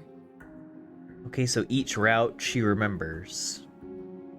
So you've already been here. As much as I would like to remain in denial, it's no use. This has complicated things. It's complicated things how, exactly? Ideally, this was supposed to be one and done. You go to the cabin, you heroically slay the princess, and in the process you save the entire world from being damned to oblivion. The situation right now, where you're getting a second shot at things, is a contingency. A contingency for what? For you failing, obviously. And you being here means that things are going to be a lot harder than they were. I really shouldn't say anything else, I'm just going to make it worse. Just good luck. If you knew this could happen, why didn't you tell us? All of this is incredibly valuable information. It would have changed our actions considerably. I do somewhat agree with Skeptic of, if this was all important information, why would you not lead with it? Why are you being so vague about it? It's leading me to create all these worlds and everything. If you were just straight with me from the beginning, we could have a different result. I needed you to be in the dark for as long as I could keep you there. It's important. Necessary, even. Well, but why? And maybe I wanted to be the first version of me that you met. I didn't want to be confronted by the alternative. That's pathetic. Yeah, well, I agree, Skeptic. I never said I wasn't. Damn, okay. I get it. It would be pretty upsetting, wouldn't it? To know that you might not be the first version of yourself. At least we can remember what happened before. Seems like we should count ourselves lucky for that. Yeah, about that, hero. You're not the first hero. You're not even the second hero. Exactly, he gets it. You're lucky, so don't waste that luck by messing it up again.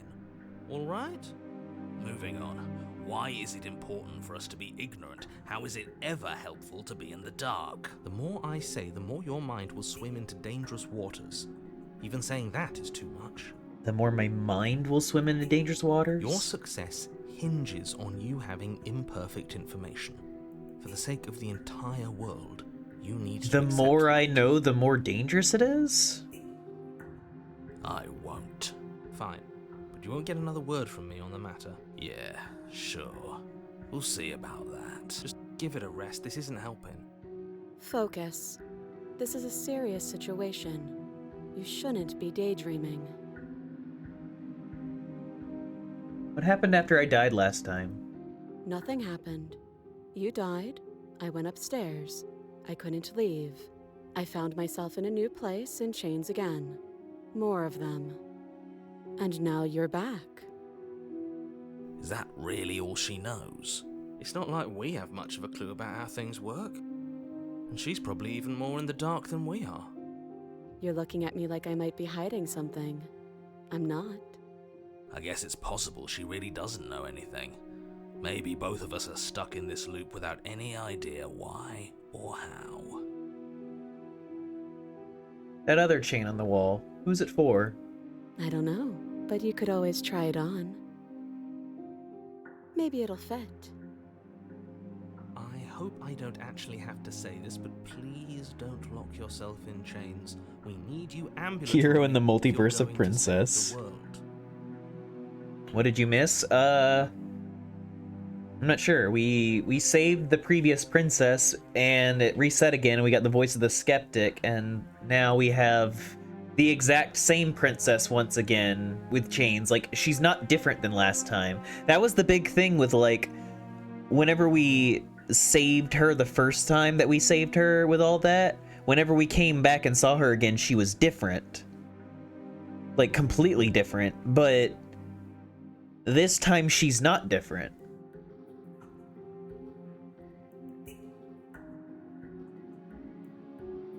You were asking about my intentions earlier. What did you mean by that? Yes, your intentions. You have a knife. What are you going to do with it? Why are you here? There isn't a keyhole in these shackles, and I don't see any keys in your hands either.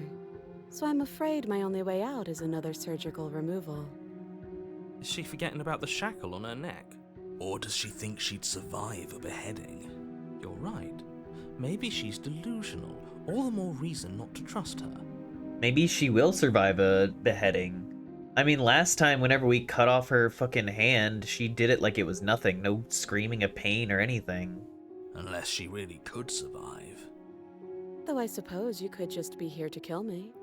But I don't think that's in either of our best interests.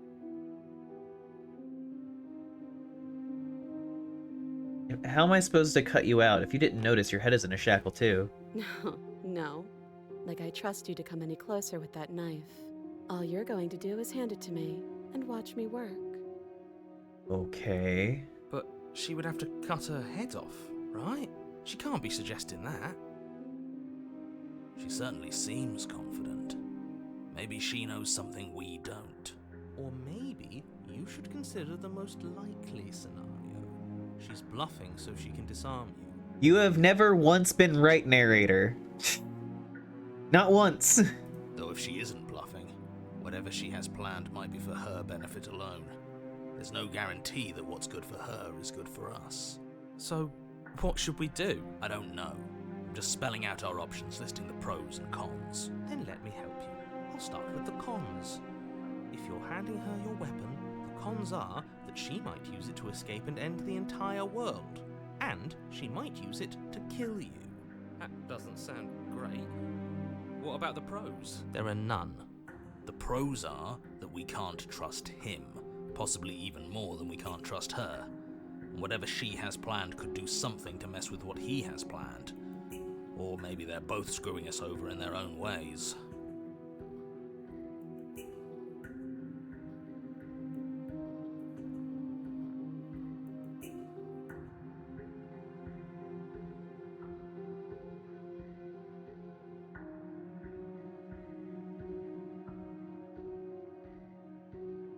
Inspect the I shackle. wouldn't do that if I were you. And why is that? Do I even need to explain myself? It's a shackle and it's one without a key. Do you want to be stuck here like she is? And what? Is it going to lock the second we put our wrist into it? I don't know. Maybe it will. He doesn't want us to look at it. That's all the reason we need to investigate. But what if he's telling the truth? He isn't. I am. You know what? I want to inspect it. Against your better judgment, you approach the chain dangling from the far wall. The princess watches you with faux disinterest as you inspect it, though she can't fully hide her curiosity. I don't want to say what I'm supposed to say next. What is that supposed to mean? It sounds bad. Is it bad? Yes, it's bad. Come out and say it then. You're just wasting time. Fine. As you hoist the shackle, its heft shifts within your grasp, as if pulled by some odd magnetism. Before you can so much as blink, it practically leaps from your hands, snapping around your neck. And, as if your situation weren't bad enough, the same magnetism repels your blade, which is flung from your hand and sent skittering across the floor of the basement. Excuse me? Yes? Are we stuck here now? Wheel. Huh, so it does fit. And I guess it doesn't like your knife. We're stuck here together, aren't we? That's funny. Yep. What are we supposed to do now? Can't even cut ourselves out. Guess we'll starve. That's horrible. It's not all bad. We learned a valuable piece of information. Not to touch things we're specifically told not to touch. No, that there's something special about this loose chain. It's clearly important. We're both stuck here. Yep. We do. Wait, I guess. Maybe something else will happen. Maybe not. Not one for small talk, are you? Nope. That's rude. You and the princess wait in silence, though neither of you knows what you're waiting for. But you're waiting for something. This is so boring. There must be something we can do to get out of here. There must be something we're missing. But there isn't. Time passes. It passes and passes and passes. And the basement of the cabin remains much the same. It is cold and silent. At least the world is safe. It isn't. You're stuck. Too far away from both the princess and your blade to do much of anything. But she's not ending anything. She's just sitting there. Her very existence is a threat. It harms everything around it. How exactly does that work? It just does. God, I hate you, narrator. But Your line of questioning is interrupted by the passage of even more time. And after that, even more time passes again. And let me guess, the cabin remains the same. if time is passing, the cabin can't be the same. Even if the differences are small, they have to exist. That's just how things work.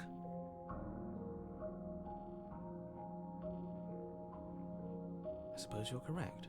Things are changing. The differences are small at first, a bit of weathering here, a bit of erosion there, but then they get larger and larger.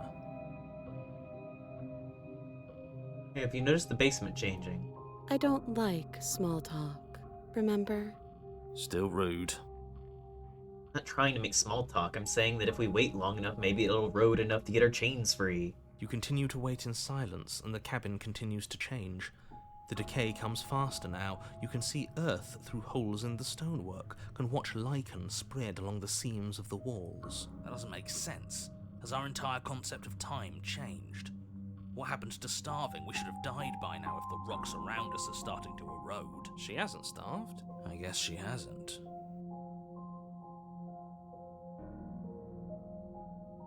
Even more silent time passes as you watch roots push themselves through the increasingly porous walls of the basement. Dirt seeps inside, flowing across the stone floor like a liquid, covering the ground and threatening to swallow you both. Time continues to pass, and pass, and pass, until suddenly there are no walls. And then... And? I think he's gone. Huh. Would you look at that? We made it out of the cabin, and nothing bad had to happen to either of us. Weird. So this is the outside world. It's cold.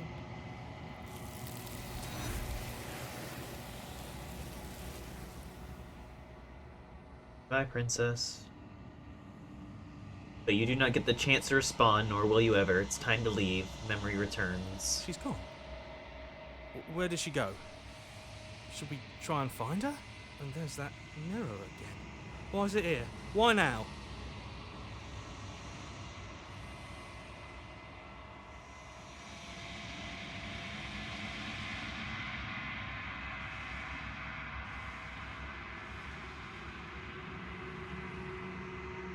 Oh. Withered.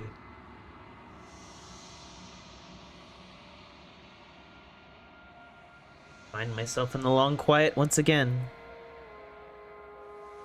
Proceed to the cabin. Approach her. I am a growing chorus of contradiction, a mass of tides ebbing and flowing all at once in more directions than my attention can bear to hold. To look at any one is to shift them all into something new, and to look away is to reshape them yet again. All of me is changing, and yet the rest of me is still the same.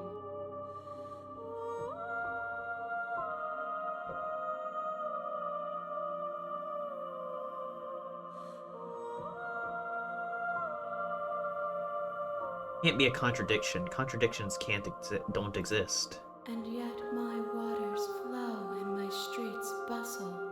There are no words that can describe me into non-existence. There is no logic that can bind my multitudes. I am everything that you have known me to be, but I am also none of it. How can you stand to be a contradiction? As easily as you can stand to be you. You are like me, even if you have chosen not to look at the corners of you that do not fit, even if you have chosen to ignore the brilliant contours of your soul. That is the other question of what are you? Who are you? It doesn't matter how many times I go back. At least one of us always hurts the other. Doesn't that change you? Doesn't that make you worse? It changes me, but it doesn't make me worse. Nor does it make me care for you any less. Does it make you worse? Do you resent me?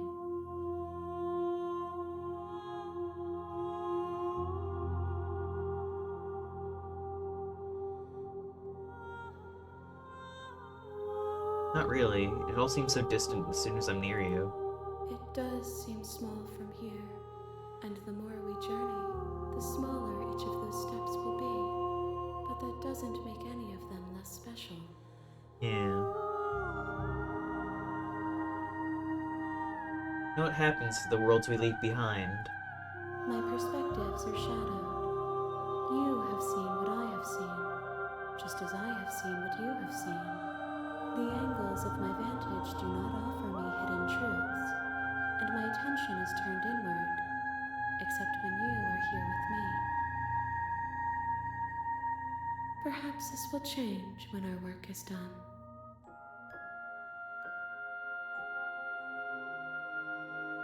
Have you figured out what you want when we finished? The desires of my multitude thrive in endless competition with themselves, but none of them rise above their dance to influence me. I yearn for what I have always yearned for, our awakening. Other desires shrink in the light of knowing you, And knowing me.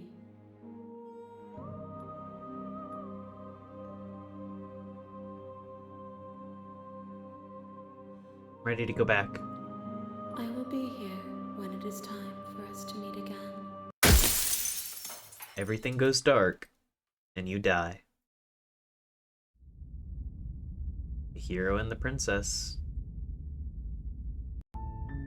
You're on a path in the woods. You're here.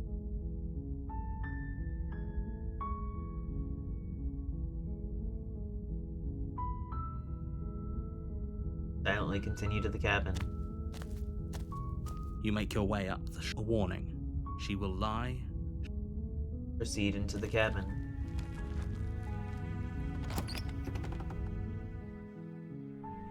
The interior of the blade. Take the blade Take the blade. to the basement. The door to her voice. Who's there? She sounds... Don't let it... Interesting. Don't be a stranger. It's been so long since We I've had any got- visitors. We walk got her downstairs. again. I wonder Lock if, eyes like, with the princess. everything that you do There's has heavy a chain around her slight wrist, adjustment, like binding her to the choosing to floor. go down into the basement without the knife versus going into the basement with the knife. She's All so of it. cold. Focus on the task at hand. And there you are. Are you here to kill me or something? It's here to talk. Then why did you bring a knife? She makes a... Don't you dare. It's fine. Drop it. The blade tumbles Thank you. against your... We'll be fine. I don't know what you're hoping... So here we are. What an awkward start to a relationship. Oh, have you... You know.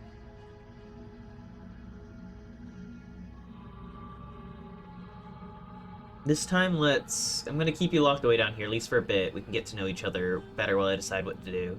That seems like a pretty good comp. Leaving her alive is too risky. One way or another, I'm going to find a way out of here. You can make it easier for both of us if you help. And if you don't, I can promise that you'll come to regret that decision. You have to make a choice. I made my choice. I know you think this is a fair compromise, but it isn't. No one wins here. It's a chance we'll have to take. We can make this work. If we just stay here and keep watch, no one has to die. You're making a mistake.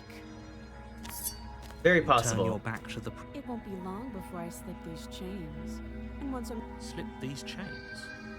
She can't, right? She needed our help. Either way, she dropped her mask, didn't... We're sticking to the plan. It'll be the death of all of us, but fine. Have it your way. You close the basement door, locking it behind you and quickly barricading it with the heavy wooden table that once held the blade. Okay, we can make this work. You settle in against the far wall to watch the basement door. It isn't long before you start to drift off, your eyelids heavy with fatigue. But sleep doesn't come. Instead, your rest is broken by a piercing, wailing voice calling out to you from the other side of the door. I know you're still there. Why don't you make things easier on yourself and let me out? It's not like this little door will hold for very long anyways. But it's probably a good idea to try to get back on my good side. She sounds terrifying. Like she's less of the princess you saw and more like something out of a nightmare. As she violently rattles the door, do your best to shut her out of your mind. When I get out of here, I'm going to pick you apart piece by piece. I won't forget what you did, and I'll never forgive it. You don't know the kind of enemy you've made tonight. Doesn't sound like she's getting any weaker. No, it doesn't.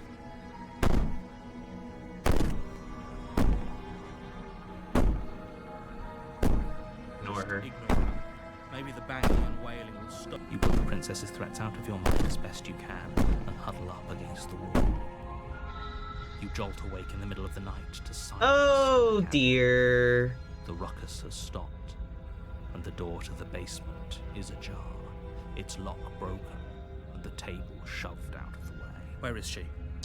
Thanks for helping me get out of that awful basement. You try How did and I stumble help? to your feet, but as the princess draws near, it's as though your body simply stops working.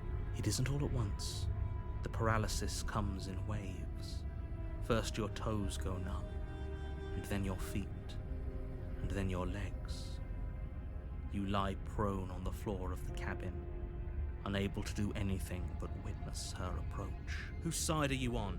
Yours, of course. But I have a duty to uphold the truth. Lying about the facts of the situation doesn't change That hasn't stopped you from lying in the past. So helpless. I can take my time with you, can't I? She steps closer, Yeah. one silent footfall at a time, cocking her head in curiosity as you feel your organs shutting down one by one. Or maybe I can't take my time with you. You don't look well.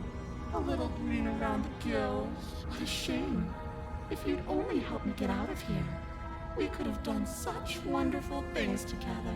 Your lungs stop drawing in breath, and your heart freezes in your chest. You have seconds left. I'd say better luck next time. But we both know this is the end, don't we? It can't be. This can't actually be how everything ends. I'm sorry, but it is. Everything goes dark, and you die. The nightmare. Curious. I think You're on a path. the in woods, way that we approach and the at the end of that situation path colors is in a the cabin. princess. and in like- the basement of that cabin is a It's princess. perspectives. It really is perspectives. Like, approaching with the knife gives a more standoffish, skeptical princess. Then, like, if you keep her locked up, she's more of a monster. If you free her, then she's logical and cold, but she's not evil. Like, it's all perspectives. It's all, yeah, your perception is actively changing her. This is wild. You're here to slay her. If you don't, it will be the end of the world.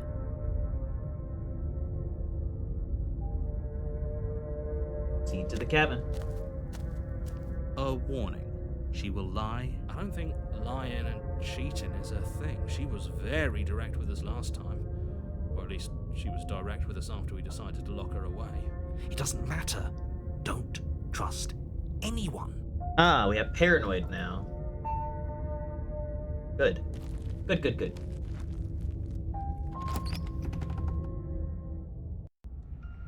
The interior of the cabin Oh! is plain. The smooth wood of the walls almost Oh, featureless. hello there. The only furniture You- of note is a lone Oh, table, you. knocked on its side in the corner. Maybe that's the of room. paranoia. A pristine blade blurring stands our between you reality. and the open, inviting basement doorway.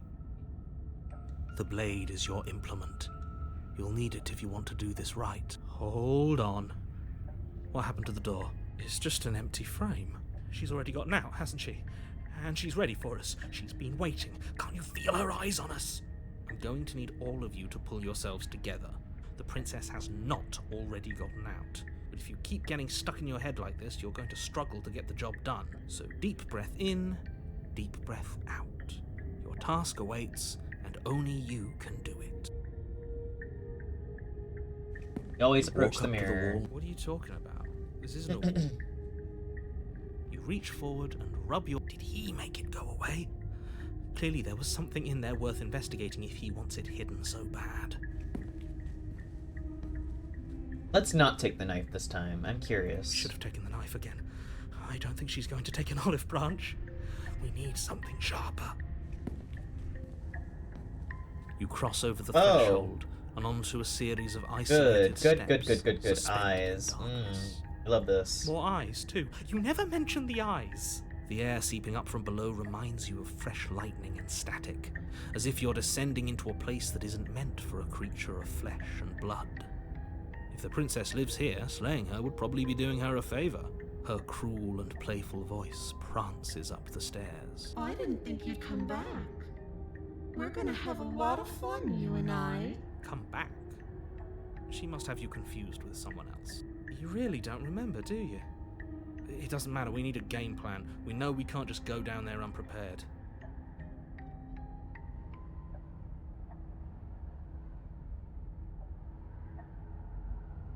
And step into the void between the stairs. What happens if I do that? You attempt to step off the stairs and into the pitch black surrounding them, but you're stopped by an invisible force. Why did you do that? What did you think would happen? I don't know. Curious. Congratulations, you really lucked out. Of all the things that could have happened from stepping into a void, nothing is quite possibly the best outcome you could have gotten. You make your way to the bottom of the stairs. As you emerge, you find yourself between two loose rows of white wooden planks suspended in nothingness. A smattering of cobblestones, visible against the inky black of the basement, mark where the floor should be, forming vague pathways. At what seems to be the end of the room, they diverge in opposite directions, left and right. She could be anywhere, and there's nowhere for us to hide. We're completely exposed. Are you really not going to comment on how weird this place is? No, I'm not. Somebody needs to be the voice of reason here, and it certainly isn't you. There is no reason here, narrator. Excuse me, I'm being incredibly reasonable. You're the one who's just matter-of-factly describing whatever the hell we're looking at like it's an ordinary basement. We're going to die down here. I don't want to die again. Please stop saying that. You're only going to make things worse. Just pick a direction and start moving. I wouldn't give it too much thought if I were you. It doesn't really matter. Because either way you go, I'm going to find you. Yeah, that sounds about right. Go back the way you came. You turn back to the stairs, only to find that they aren't there. A faintly outlined path lies before you. There you are. I told you I was going to find you. What's up with your face? Princess approaches. Oh, there we go. Your legs suddenly go numb. Your arms quickly fall. This is it, isn't it? No little knife this time. It's almost like you want me to get you. There has to be a way out of this. Think. What did you do? Pull yourself together. She isn't supposed to be like this. I wonder how many times I'll get to play with you before you break. Loud as your blood begins to coagulate. It's as if every part of your being is coming to a lurching halt. Oh boy. Lungs, liver, nerves, heart, lungs, liver, nerves. Your lungs pull in a desperate gulp of air as your eyes shoot back open. What are you doing? I'm working. Do you want this body to function, or do you want... And then experience stops once more as your body reapproaches death. Okay, whatever you were doing, please just start doing it again. Are you sure about that? Are you sure that's what you want? You have seconds left. Yes, I'm sure. Lungs, liver, nerves, heart. Again, your eyes shoot open as you gasp for breath. Can't decide what you want to do, can you? Oh well, standing there gasping like a fish is more fun than dead. Even if you look ridiculous. I can hear him She's an attacking constantly. us. Why? The why doesn't matter. She's already proven her ill intent. Don't lose sight of your mission. And how are we supposed to do that? We don't have a weapon. The way out of here is nowhere to be seen. That isn't my fault. Doesn't matter whose fault it is because fighting her isn't an option right now. Then you should get looking, shouldn't you? What happened after you killed me last time? I tried to leave while you suffocated, but that stupid cabin wouldn't let me. So I started to drag your body out with me and then... Well, you died before I could get to the door. And then I was here, and now you're here too. I don't think I can live without you. And dead doesn't count. And as much as I love what we have going on, I have bigger plans than tormenting one poor little creature forever. I want to leave. You need me alive, then why did you threaten me on the stairs? Why didn't you try being nice to me? I am being nice. You're alive, aren't you? And you died of fright as soon as you saw me last time. I didn't think keeping you alive was an option. But it looks like that's not a problem anymore. At least not for me. You seem miserable.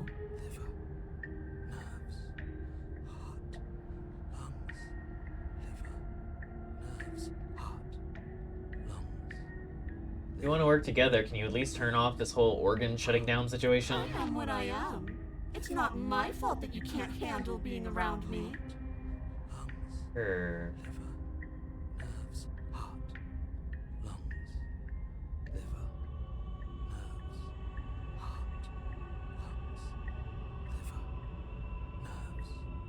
I'm not doing any of this. I'm not helping you leave, and I'm not going to try and kill you, so do your worst. You poor deluded thing. Do you think a single moment of bravery changes you into something you're not? I am what I am, and you're always going to be a coward. She raises a hand to her mask and pulls it down. You don't get the chance to see what lies beneath before it envelops you. Like a creeping mold, the complete reality of your existence threads its way through your mind.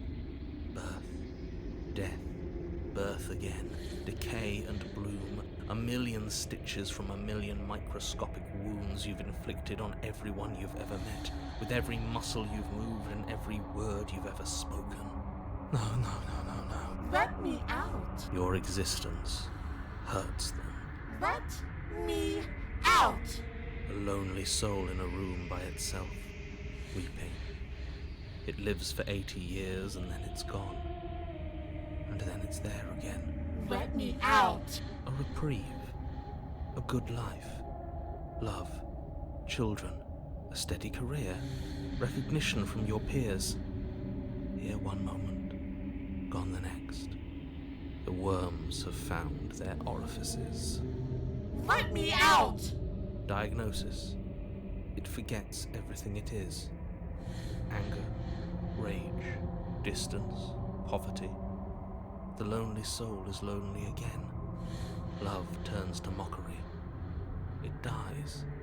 It is reborn. Worse. Lonelier. Let me out. No. What's happening to us? Let me out. This is all too much. I can't keep going. You can't keep going? Well, what are you talking about?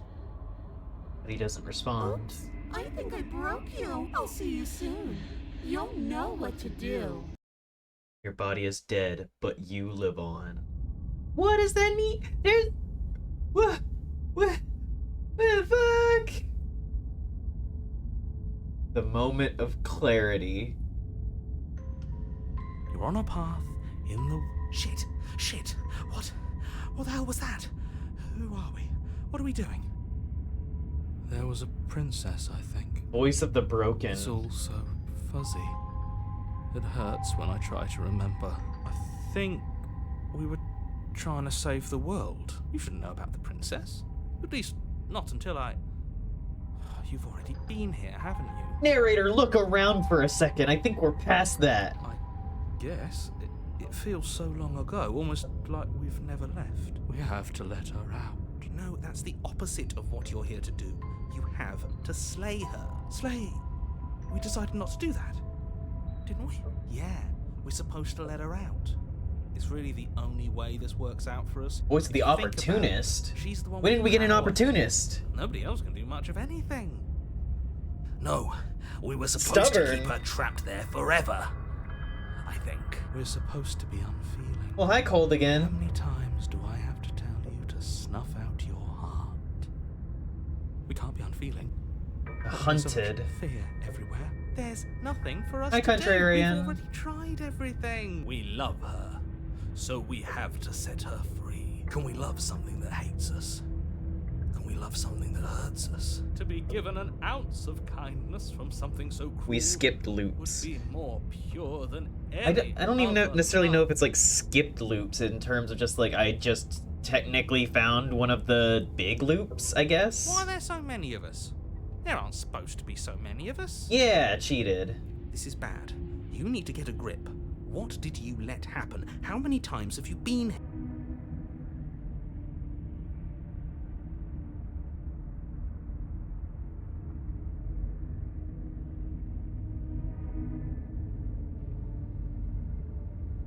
I think they're all Of course we're wrong. wrong. She's the only thing that's right. Yes, obviously they're all wrong. What are you going to do? times have you all been here? Many times. It feels like we've been here forever, but it also feels like we've barely been here at all. It doesn't matter. Yes, we just have to do what she says and then everything will be fine. It won't. It will be for us.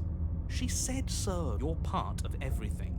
If things aren't fine for everything, they won't be fine for you. There's no difference between fine and not fine. It just goes on and on. Oh, that doesn't make sense. I only remember being here twice before this, and some of you don't seem to remember being here at all. Was I here those other times? Did someone else make the decisions? What does here even mean if you really think about it? Shut up. You were here. Every single time. You did your best, really. There's just a pecking order. And our cruel and beautiful goddess sits atop it, right where she's always belonged. You're lucky. What I would give to be able to forget. I've tried to keep them numb, but they're all too soft. A shame, really.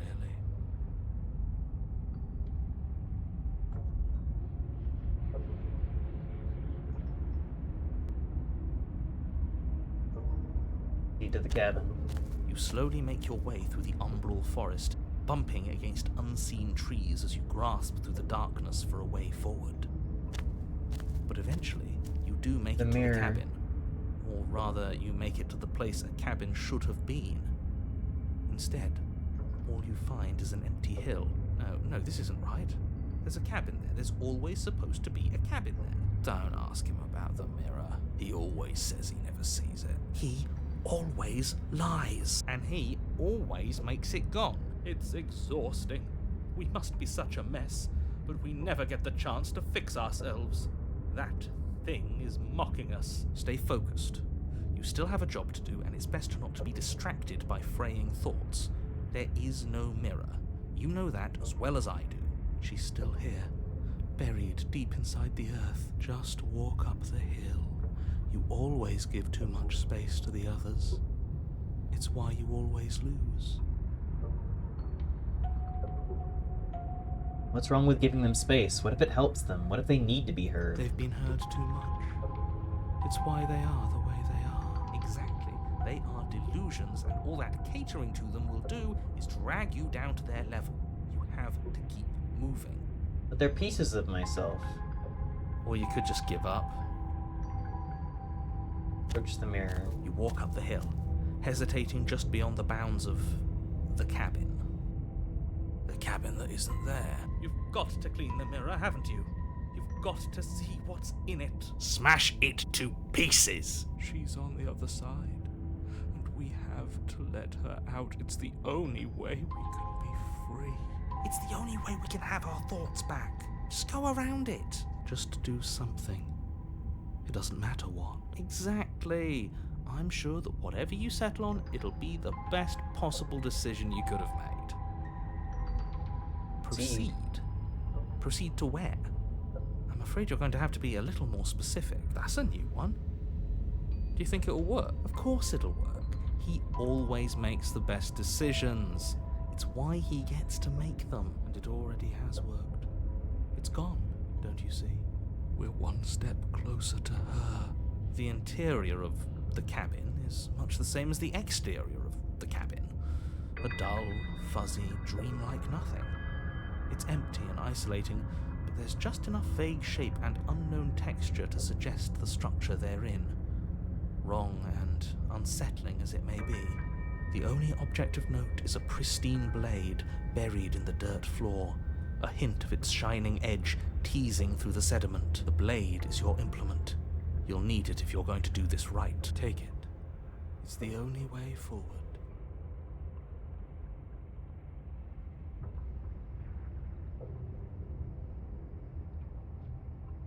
You reach down to take the blade, but as you do, the ground beneath it shifts, the weapon sinking deep into the earth. You lean over the hole and gaze into the abyss. It is so very deep in the bowels of the earth. You see something staring back at you. It fills you with dread. It's her. She's watching us. She never stops watching us. You really are a coward. With every word she speaks, the princess in the pit blinks closer. I was joking when I said that way back when. You know that, right? Closer I was having some fun, and I guess I wanted to see if I could melt you. and closer Watching over me forever? That was so brave. and closer. But forever is so long. And time erodes everything. Except for me. I've already taken your will, and you're not getting it back. All that's left is for you to take my will and let me out. It'll be so much fun. You and me, together, exploring the world and spreading fear wherever we go. Well, mostly just me. But you'll get to be there too. A trinket that gets to stay with me all the time. Right by my side. A witness. I can even make you a little cage if you want. Gilded and everything. Now don't pause. Don't try to resist. I've already molded you into what I need. And you lost your powers so long ago. Don't bother working yourself into a frenzy to get it back. Do something. Do anything that isn't taking her hand. What are we supposed to do? She took our weapon. This really was a lost cause, wasn't it? You sealed our fate when you refused to kill her. Kill or be killed. Yes, I suppose you're right. Oh well, there's no paralysis anymore. Is it because we've already given her what she wants? You're just an object, a tool. You once were something else a long time ago, but was that something you, or is it just a dull and jaded memory? There is no other ending here. Just take her hand and set her free. You extend your hand to hers. For all her past cruelties, the moment feels gentle, tender even. I can't believe you just made me say that. I hate you.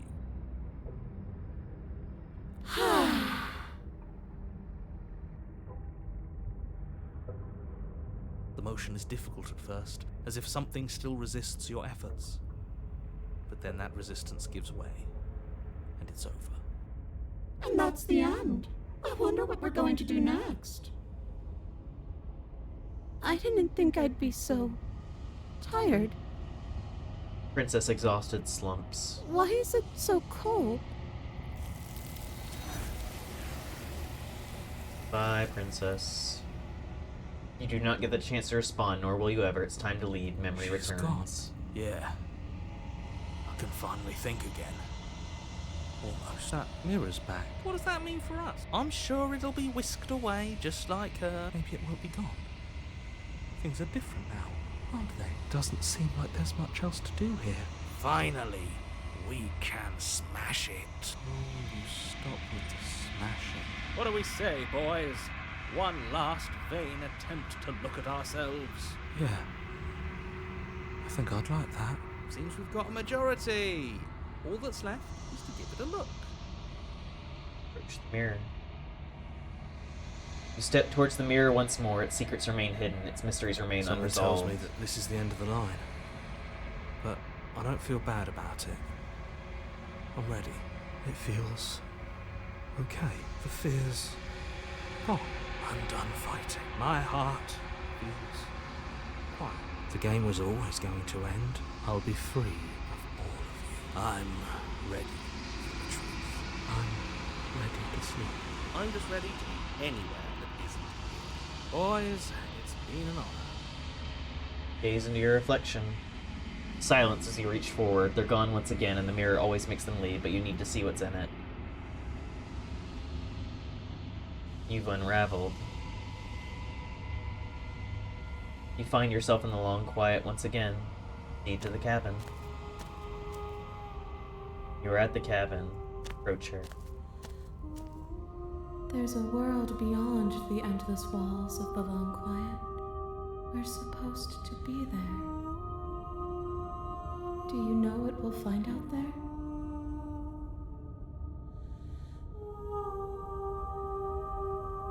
There's trees and stars, and there are people, I think.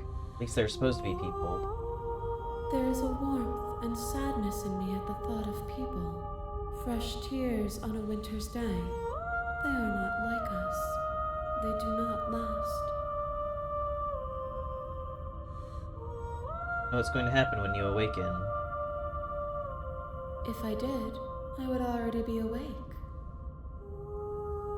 When you send me back, I'm not alone. There are voices that speak to me. Some of them are me, but one of them is something else. I call him the narrator, and he wants me to kill you.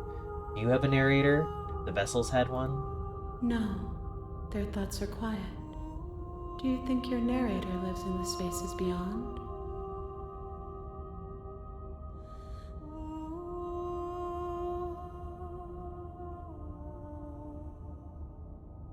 He does, and when I find him, you and I are finally going to have answer. Do not look to one who fears me for your truth. The only answers worth knowing are those we can find within ourselves. Do you think that anything is real out there? Do you think that we're real? We are real. Nothing is an idea that dwells in the absence of something, but nothing cannot exist on its own. And because of that, nothing can't exist.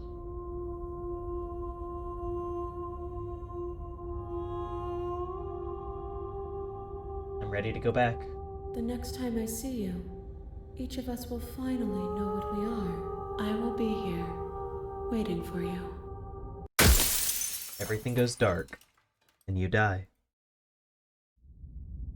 The hero and the princess. You're on a path. You're here to slay.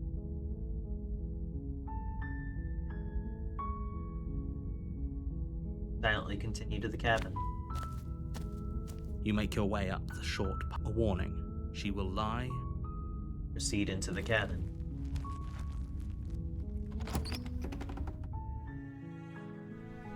The interior of the blade is Leave the blade behind. the door to the base. Her voice Hello? Is someone there? is hypnotizing. Don't let it fool you.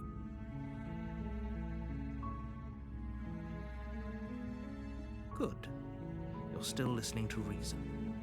It would be better if you had a weapon. You walk down the stairs and she's beautiful. I am begging you to stay focused. Hi.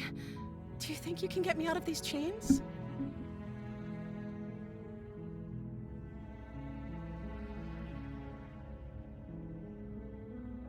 Let's talk a bit first. Okay.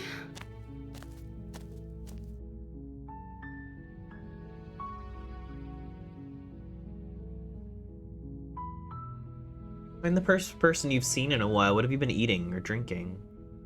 I don't see what that has to do with anything. This is the only time this is ever going to happen. Okay, but actually, what has she been eating? She has to eat, right?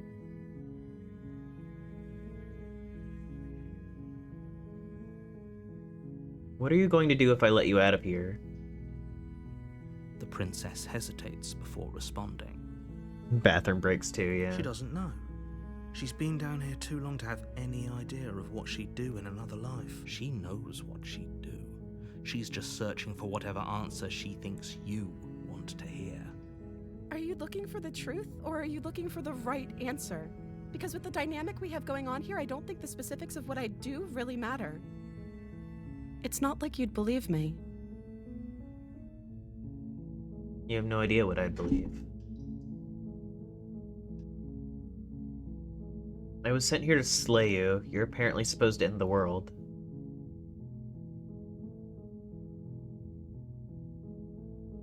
I don't think you're actually dangerous. Is that why they threw me down here? But I don't want to hurt anyone. I like the world, I think. I don't remember much about it, to be honest. I've been down here for so long. That's... How long has she been locked away? Did they tell you how?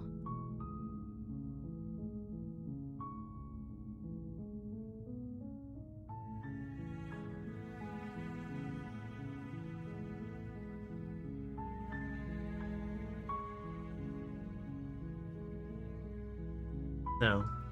Sooner or later, you'll learn to trust me. Thank you for believing me. Now, can you help me get out of here?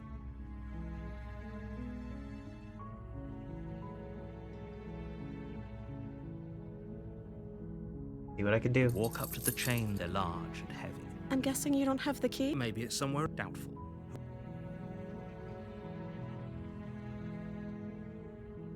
Okay. I'll be here. You attempt to someone else. You make your way to the bottom of the stairs. This Where would have another been prisoner is so much located. Easier if you'd easier for everyone. Look at the I heard the door slam. There's a slight panic. If I could just get out of these chains, I know we She barely has as she rips her Yep, flesh from there her goes that bone. again. It's the blade. Or we could. You won't like. Well, whenever we get to this point, we haven't slayed the princess, so we might as well. Without hesitation, you bring the blade down and plunge it into the princess's back. Finally. The wound drives her to the ground. Okay. There's no going back now. I'm with you to the end. You bastard. Were you lying to me this whole time? The princess pushes away from you, the motion ripping the blade from her back. Wounded, but still alive, she crouches on all fours in the corner of the room and meets your eyes with the ferocity of a cornered predator. You've made a terrible enemy, and there's nothing in the world that can possibly save you from me. I thought we had the upper hand, but it's as if she's barely even threatened by us. It's an act. She's wounded and unarmed. There's nothing she can do to hurt you. I'm not so sure. Don't waver now. As you ready your blade to deliver a lethal blow, she lunges at your legs with the same animal ferocity she used to tear at her arm. Your knife cuts into her again and again as you're tackled to the ground, your body racked with pain as she rips into you with tooth and claw. Forget about trying to rescue her. This is about survival now. Give her everything you've got. Slay the Though your nerves are princess. seizing with pain, you know you've done your fair share of damage as well, your blade having left deep gashes in the princess's back. You seize a moment of hesitation to throw her off of you and shakily push yourself back to your knees. We can still turn this around. Finish the You job. steel your resolve and take another step closer to the princess. You probably won't make it out of here alive, but you can still make sure that she won't make it out of here either. Excuse me? What's this about not making it out of here alive? Do you think this is what I wanted to happen? I have a duty to state the facts of the situation, and honestly, it's a miracle anyone in this room is still standing right now. Don't act so surprised. Can you not feel all those gashes and holes pulling you apart? If the princess doesn't do you in here, blood loss is certain to finish the job. You take another step forward, and the princess lunges towards you. The two of you enter one last exchange, a flurry of blade and claw and fleshy ribbons. And then you stop. Neither you nor princess able to go any further. You collapse on the ground, and the princess collapses beside you. Blood pools around you both, and you watch each other fade away. After all this time alone, I thought I'd finally found a friend, but you were just another monster, weren't you? Silence as the room starts to get fuzzy around you. You've paid a terrible price, but you've saved us all. It's over. If you think this is it, you're sorely mistaken. One way or another, I'll make sure you pay for this. But you don't have time to worry over such things. Everything goes dark, and you die. The witch. You're on a path. You're here to slay her.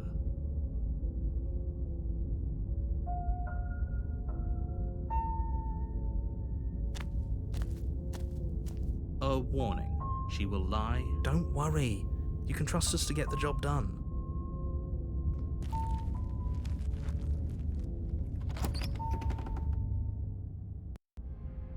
The interior of the cabin is a mess of twisted roots. The walls a chaotic weave of knotted wood that, almost as if by accident, just happens Yep, to the resemble a opportunist. roof. I think it's because The we floor is damp and got earthy. her The trust only and furniture of then note stabbed is a her. slab of mud in the shape of a shelf, with a pristine blade perched on its edge. The blade is your implement. No blade. Hope you know what you're getting us into. It'll always be here if we need it. Sure, that was also true last time and we still died, but we definitely know what we're doing this time. The door to the basement creaks open, revealing a staircase dug into the muddy earth below. The ceiling is thick with roots that hang like locks of tangled hair. The weak starlight from the cabin windows behind you can barely penetrate the gloom here, only illuminating the edges of an opening below. It shines in the darkness like some kind of massive maw, waiting to swallow you up into the earth. The air smells of dirt and copper. It's thick and wet, as if your lungs are being coated in mud with each intake of breath. If the princess lives here, slaying her would probably be doing her a favor. Her voice skitters up from below. Something nasty finds itself on my stairs. Come on down. Don't be scared. I probably won't bite. Hello. I recognize that voice as easily as I recognized your nervous little footsteps coming up the path. I know who you are, and I remember what you've done. She must have you confused with... She seems friendly enough. You can't. Unless... Look, I'm just throwing ideas out there. I like to think out loud. I'm the kind of guy who likes a discussion. Don't we want to hear what everyone has to say before making any big decisions? Do you want to hear what everyone has to say? Or do you just want to hear yourself talk? You need to stop lingering. Your task is to slay the princess, not endlessly debate about what to do with the princess. Fine, fine. You're the boss.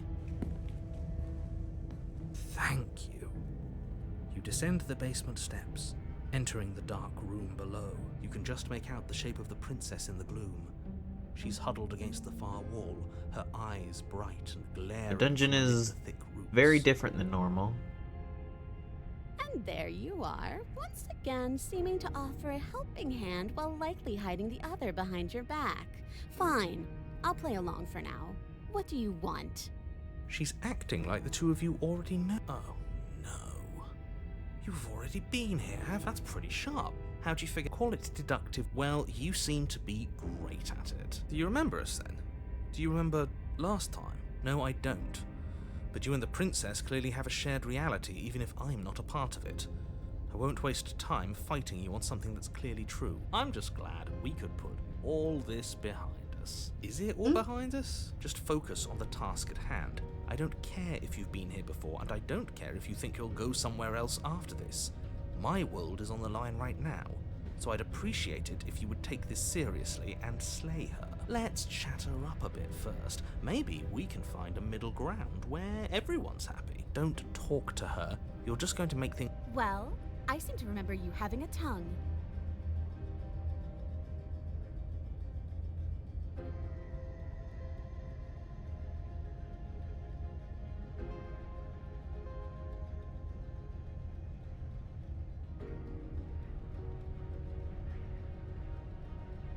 Look, I know. Things got messy last time, but I think there's something bigger than both of us at work. We should team up. I suppose you didn't come into my hovel of your own accord, did you?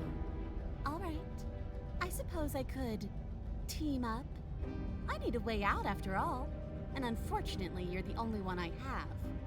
Seems to me like she's offering a mutually beneficial arrangement. We should take it. Do you know what the word mutually means? Because it sounds to me like she's offering an arrangement that benefits her and her alone.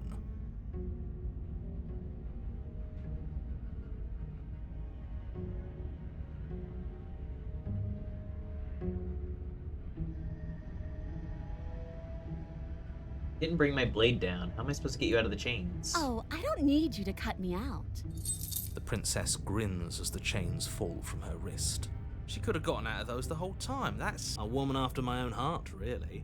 She knows how to hold her cards close to her chest. This is why she can't just be abandoned here. If left to her own devices, she'll find a way out. Now stop her. Did you forget the part where we don't have the knife narrator?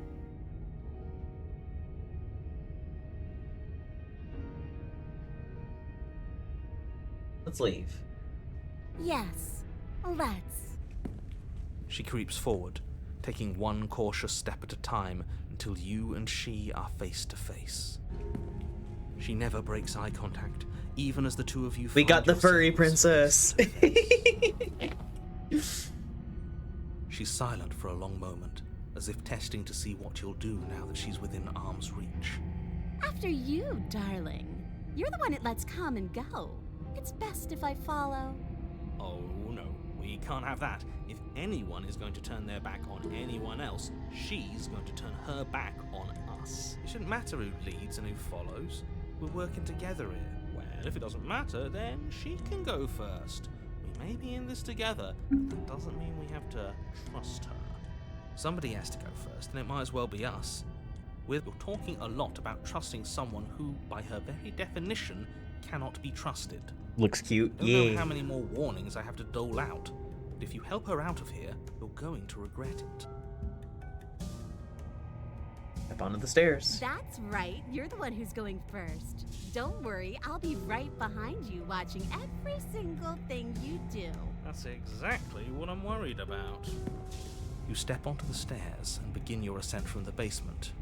The princess follows close on your heels, perhaps even a little closer than you'd like. You're only saying that because you want us to feel nervous. I do want those things, but I want them for a good reason. Ask her to do I don't tail need you to wags. trust me for my sake, because I already know that I'm right. This is for you. Can we walk backwards up the stairs? I think that's the... No. The stairs are a bunch of overgrown roots. You'll trip and hurt yourself. But the princess is silent as you both continue the climb, and in no time at all, the upstairs of the cabin is within reach. Isn't that a relief? We're fine. Nothing happened. You're not even going to wait until you're through that door to proudly claim your victory, are you? Why did you just say that? I think we know why. You feel something dig into your shoulder. Sharp.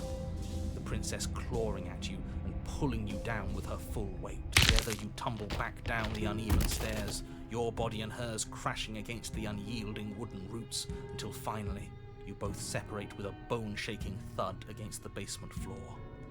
You feel something pop. The princess lands against the far wall, gasping as she struggles to recover from the impact. You're still in shock, trying to get a hold of yourself. She grins as you continue to remain exactly where you are, cackling derisively as she watches you realise that you won't be getting up. Wait, why won't we be getting up? I'm afraid your back is broken.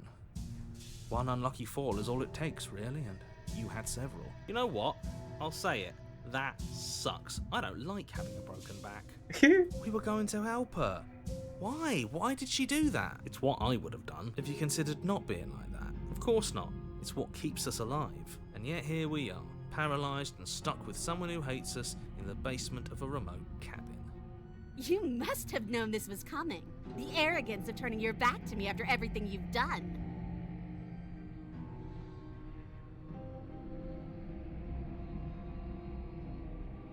We could have gotten out of here if we just trusted each other. Why would I ever trust you?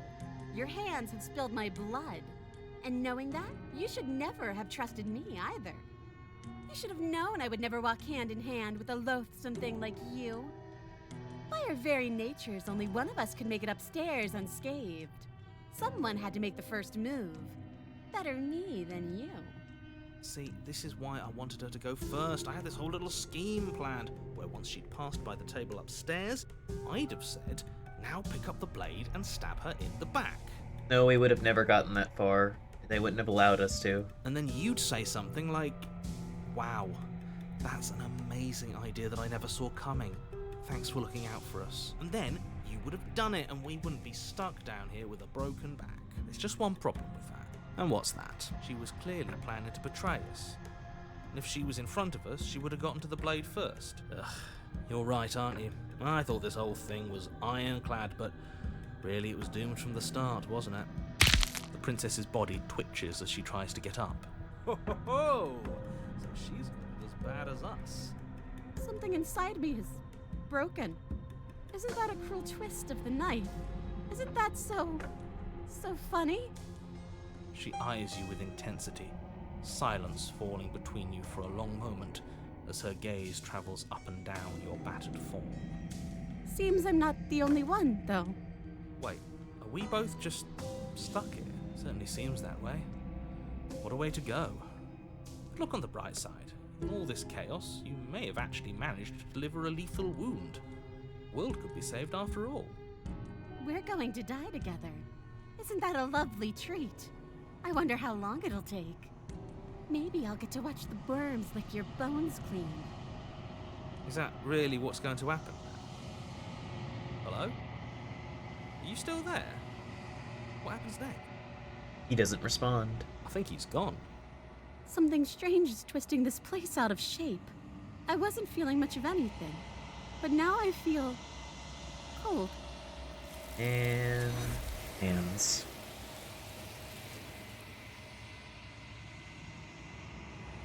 But you don't get the chance to respond, nor will you ever. It's time to leave. Memory She's gone. returns. Where did she go? Should we try and find her? Is that a... Why is it here? Why now?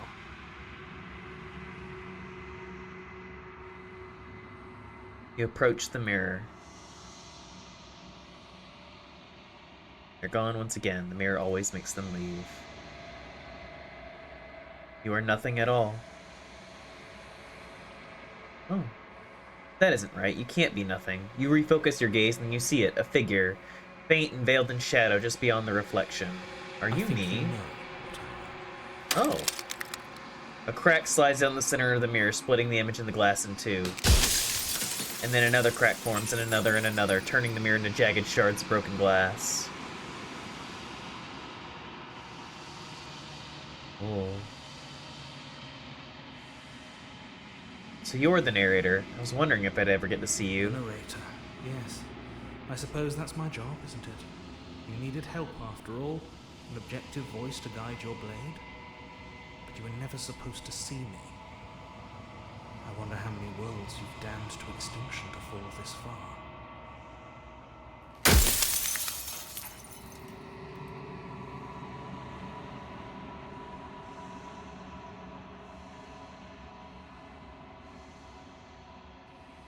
I'm sorry, I don't want to destroy you. Will it help if I look away or stop asking questions? We've already crossed the point of no return.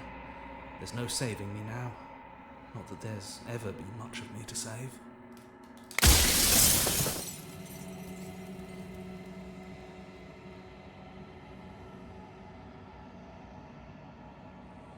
Are you a part of me, or are you part of something else? No, I'm not a part of you. But that's all a matter of perspective, isn't it? From one vantage point I must seem wholly foreign, but from another, well, all the versions of me that have existed have collectively heard your every thought and driven your every action. If that isn't being part of you, then what is?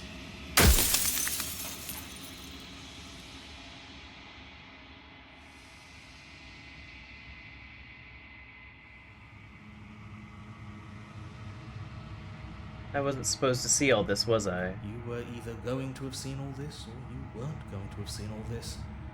This is worse, but you still have an opportunity to save the world. You can still slay her.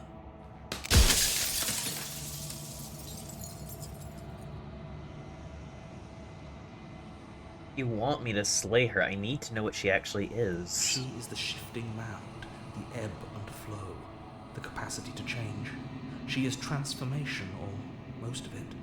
Her nature is why I had to die, for she becomes that which others perceive her to be. But an echo can't perceive things, not in the way that people can. So I tucked a part of myself into the folds of this construct to guide you. Like I said, this isn't the end just yet. You can still destroy her and save everyone. You were made to do this single task, and you will still have a chance to fulfill your purpose once I'm gone.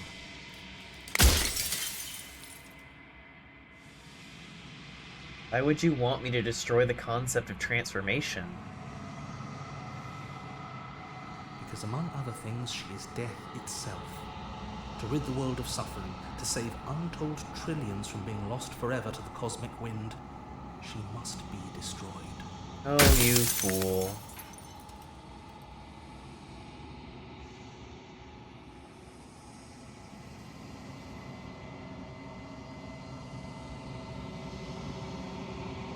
What would it be like to live in a world without her?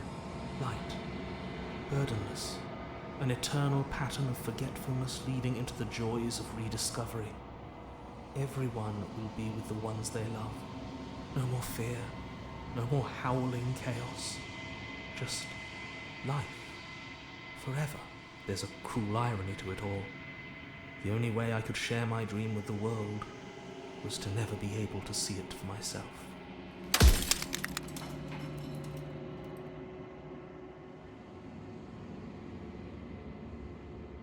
I was made to do this single task? Who made me? What am I? The long quiet, the god I made to rid the world of death.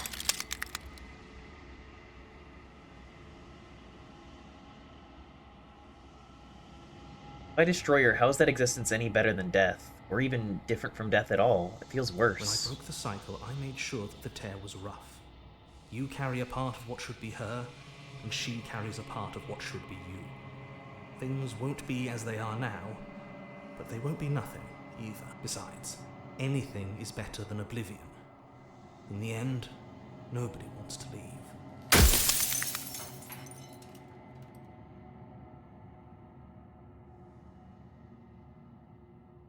You have anything to say for your hubris? For yourself, for all this hubris? I do. The people out there are real. No matter what you do to them, no matter what you enable, I want you to remember that.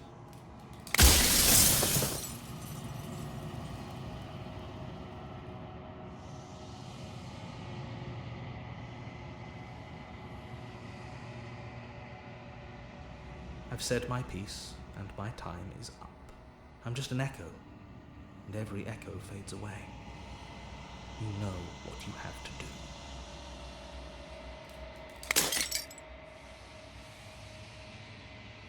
As the final fragment of glass shatters, you see yourself with newfound clarity. The narrator was right. You are the Long Quiet, a vast and nascent god, and it is finally time for you to wake up. All of this is you.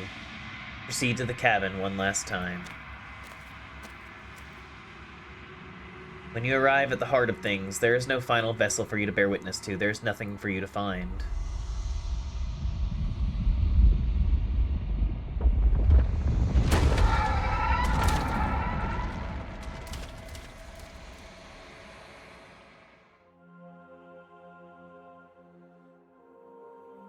I can finally see you, and you can finally see me. It's been so long, and my heart has ached for this moment. I've missed you dearly.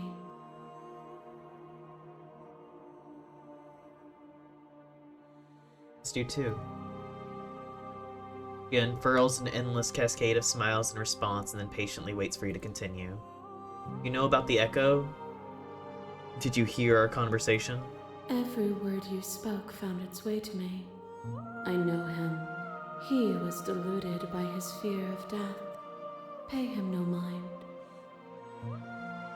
I'm the Long Quiet, but I don't really know what that means. Names are their attempts to capture that which cannot be captured. They call me the Shifting Mound, a pale imitation of what I actually am. What happens now? Ever the passive player, always reacting and never acting. But it's woven into your nature, isn't it? When the echo spun us from one into two, he gave you a choice and me a role to play. I am not death, but I contain it in my multitudes. So, will you attempt to destroy me and bring about a world devoid of death and the possibility of meaning? Or will you open the final doors to our liberation?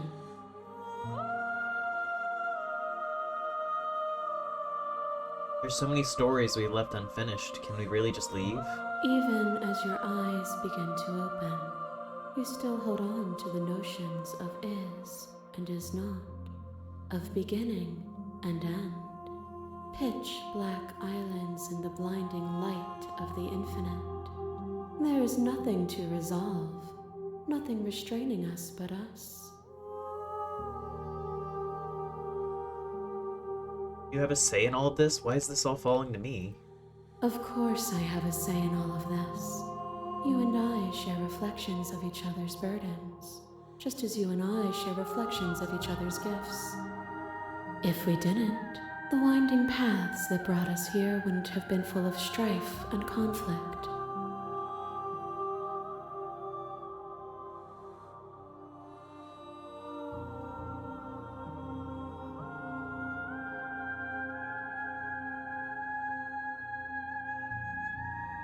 Let's talk this through. I still have so many questions I need answers before I can make a choice. My very nature is paradox, as is yours. You cannot use words to grasp at things that are beyond their reach, and you cannot rationalize that which defies logic. But violence and passion are dances that both of us know well. If this is what it takes to enlighten you, then so be it.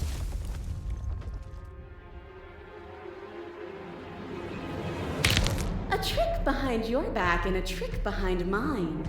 We dance, revolving and revolving around each other, but forever stuck in place. We both move and yet we both don't, for each of us watches the other instead of ourselves. But forever is not forever. I move and you react and both of us break the other. But broken is only a moment in time. To change is to hold the potential to rise above. Would you limit yourself to what you are now? Or would you like to see what you might become tomorrow?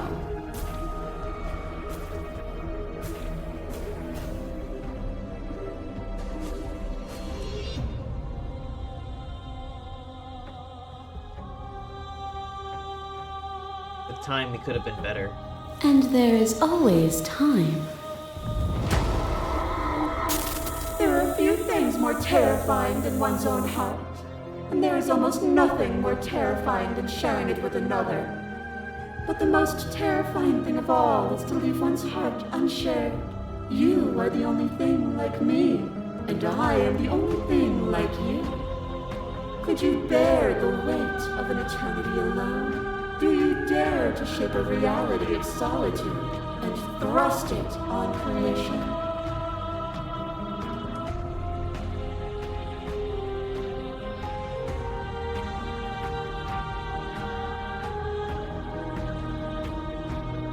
Thank you for sharing yourself with me. I'm aware of what it did to you. The understanding you've returned to me is a gift. Jackie! To question everything is to deny the proof of reality that lies in front of you. By believing in your suffering, you make your suffering real. In believing in your limitations, you placed a shackle on your neck. But even then, you remembered the impermanence of the material and watched as the walls of your prison decayed into nothing. To be impermanent is not to end, but to change. And for the world to be impermanent is to make finite the suffering of all things. Would you strip that gift away and leave them all to suffer in their permanence?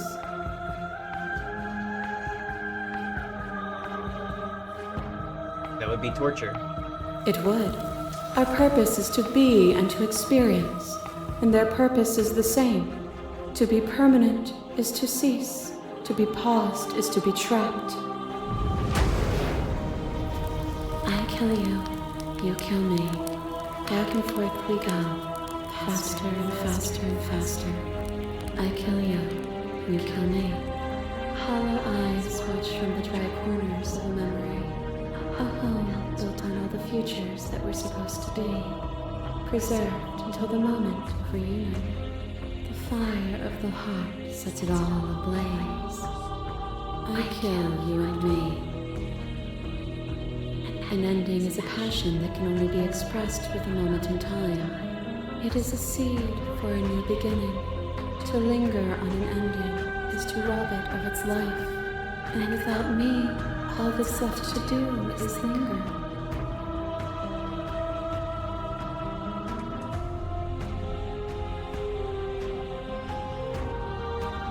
I don't want to linger. Then don't. As the clash between you abates, you begin to shake, your will rapidly dissolving. Are you starting to see? Nothing is immutable. Everything that is exists only in relation to everything it isn't. There is no constant. There is no center. Open your eyes and accept what we are. We can leave this prison together.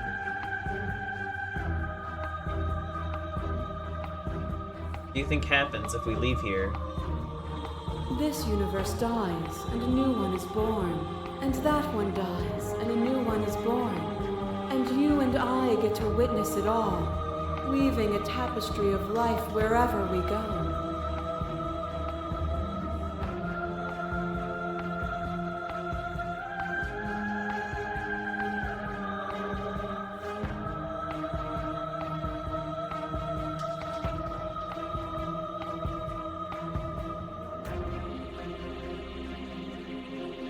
You've done everything you can to make me understand your perspective, but you keep dismissing mine. If you think you can change me, then I must be able to change you.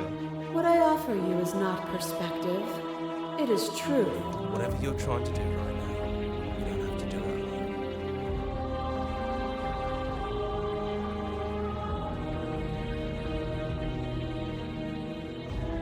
You have no idea how good it is to hear It's good you. to be here. She's too many things all at once out here. If you want to get through to her, you need some way to get through all of that divine confidence. There's still a piece of me nestled close to where it all began. I can take you there. I can take you to her heart. It's time to resume our dance. She's relentless, isn't she? Let's make this quick. Are you ready? I'm ready. Then let's go.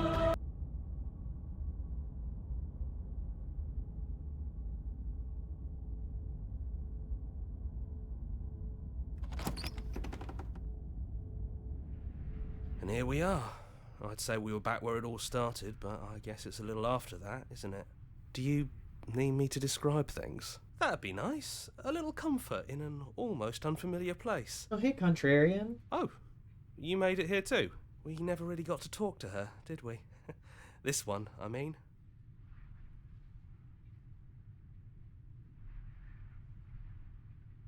Just the three of us. Did anyone else make it to the cabin? It's just us. I think the rest of them are still out there, jumbled up in the rest of her. And I've been here since you left me here. No hard feelings, I'm just glad you're back to see this through. The offer still stands. Could you describe the cabin to us, for old time's sake? Yeah, of course. The interior of the cabin is, well, it's not really a cabin, is it? It's that terrifying blend of everything. Only it doesn't feel so terrifying anymore. It's still shaped like a cabin, it's just different in places. There's still walls, a door to the basement, a table, that knife. Windows. You know, come to think of it, I don't think he ever really included the windows in his cabin descriptions, did he? I always thought they were implied. He never mentioned the mirror either, but that didn't mean he implied it was there. It's gone, though. I think it did whatever it needed to do. And I know you're still trying to find some middle ground, but if things go south, we're going to need that blade.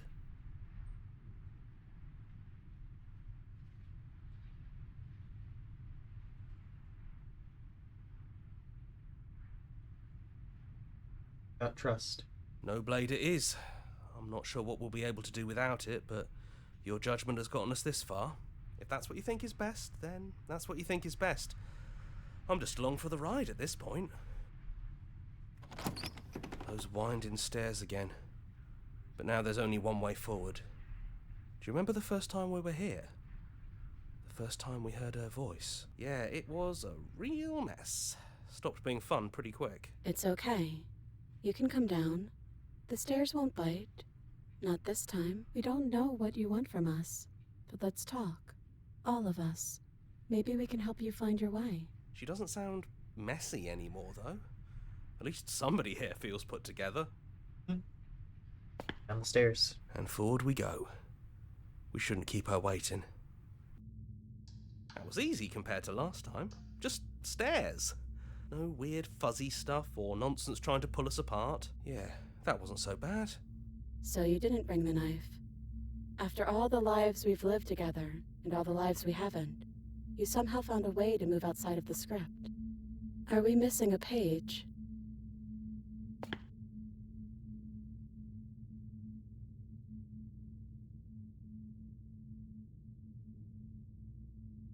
Never got the chance to talk to you before you were taken away. Not you at least. Sorry for what I did to you. It's okay. No hard feelings. In a way, you helped us become a version of her. But we weren't very good at it. I don't think a conversation with us then would have been very insightful.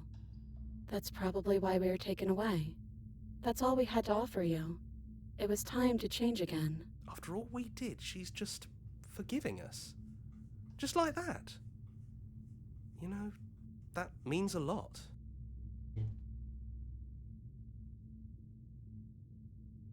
I want to be a god. Hard agree. Seems overrated. Too much pressure.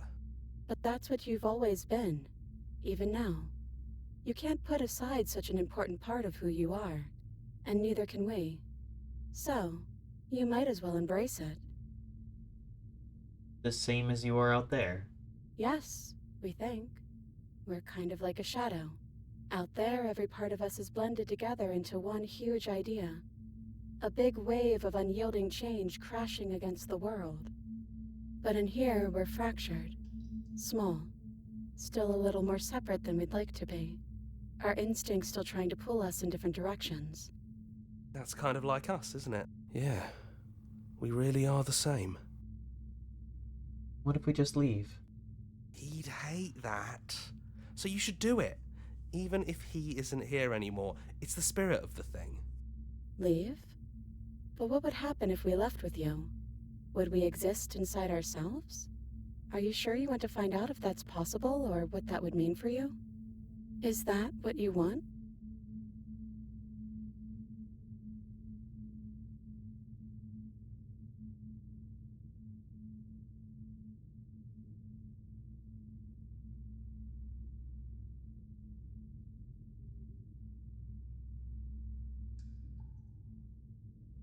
I've always wanted to leave with you. I didn't like being a god.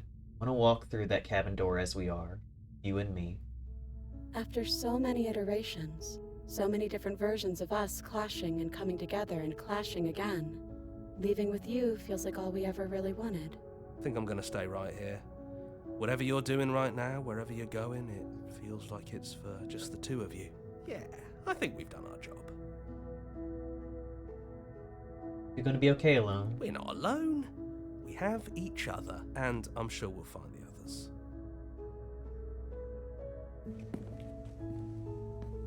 You lead and the princess follows, and together, you leave the basement behind for the last time. Quiet as you ascend, a comfortable silence filling a space that used to be flooded with violence and words and noisy thoughts. There is an energy in the silence, an electricity, the anticipation of the unknown. At the top of the stairs, the princess stalls, eyes fixed on the cabin door. You can see a tension seize them. They're unsure of themselves for the first time in their long and short existence. They have no part to play anymore, and they know this. Yet, they still are.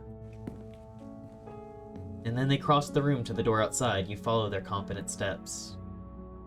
We can feel the threads of all the stories we've told together, all pulling us back down the stairs and into those chains where we know the outcome of everything that could ever come to pass.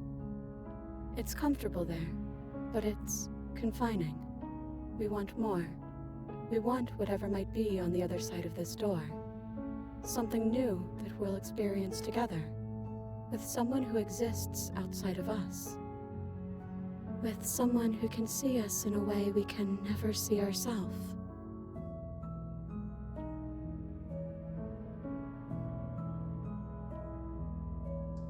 Are you ready? It's hard to tell with so many voices talking at once, but we're more ready than we're not.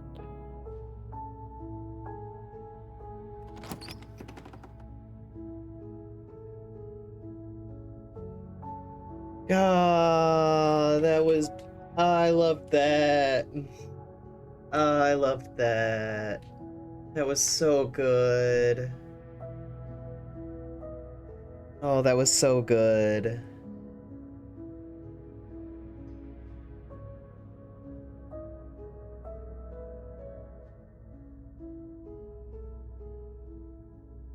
Oh, that was so good.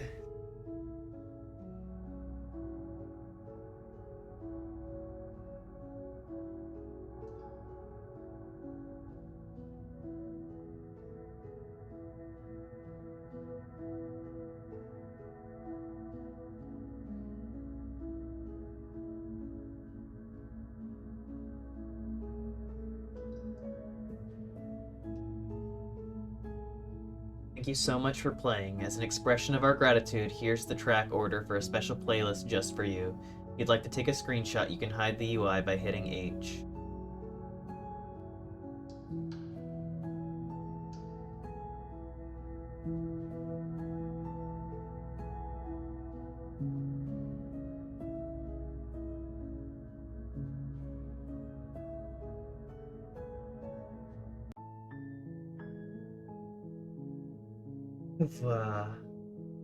It was really, really something. Enjoyed the heck out of that.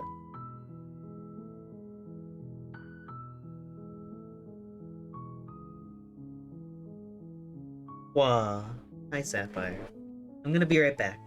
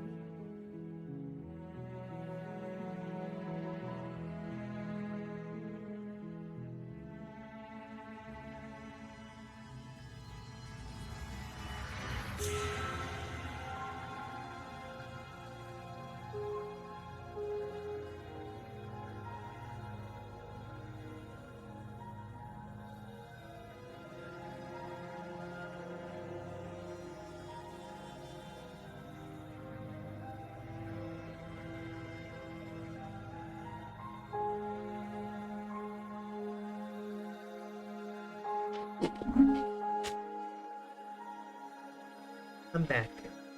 It's a great game. I fully agree 100%. Like, this was really, really good. The art was fantastic. The writing was so solid. Even knowing that there's, like, probably different smaller routes and everything that I could have taken and discovered, but I didn't. It's just... God, it's so good.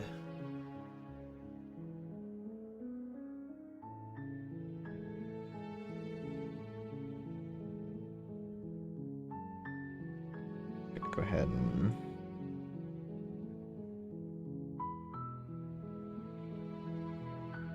That's enough of that.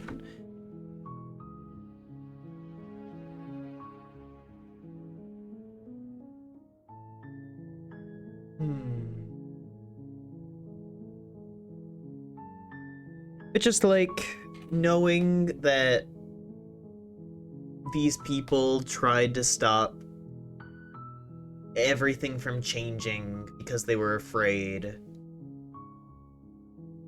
And even in a way, the big goddess version of the princess, of transformation, of change, how she was too devoted to the idea of change, that she wouldn't just allow things to be as they were.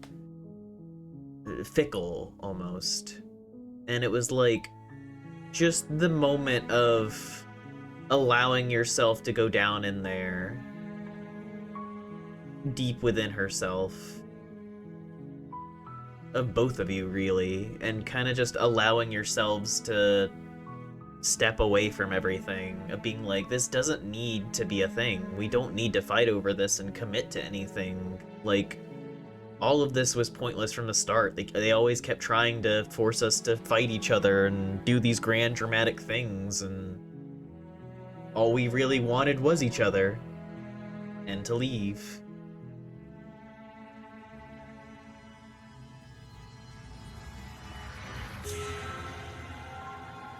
Change is an inevitability, peace cannot exist without chaos, and even if it could, how would we recognize it?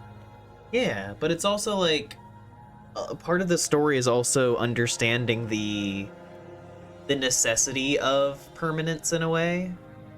Of a certain kind of permanence, because I think the whole meaning behind, like, not just going along with what the goddess version wanted, and instead delving deeper,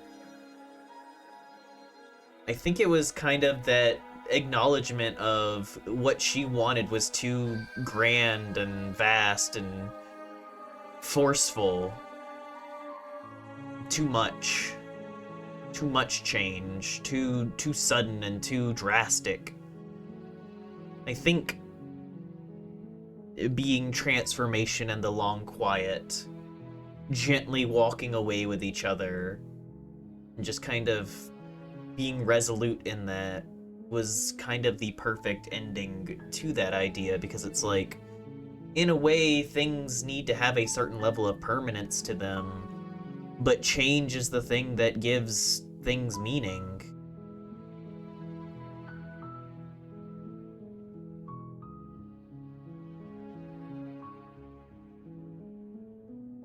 Dark and light are codependent. Yeah.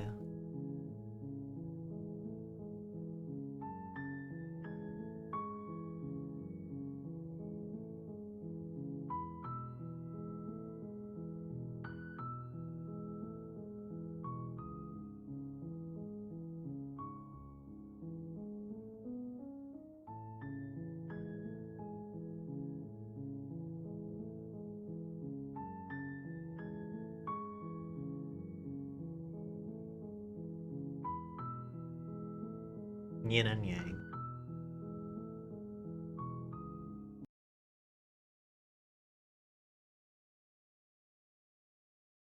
God, that was good.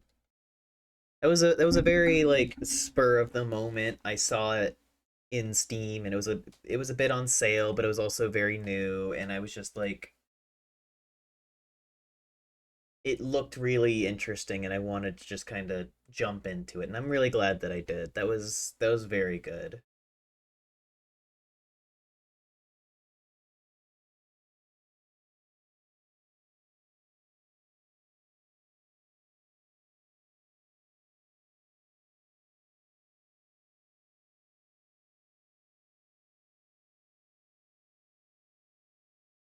Hmm.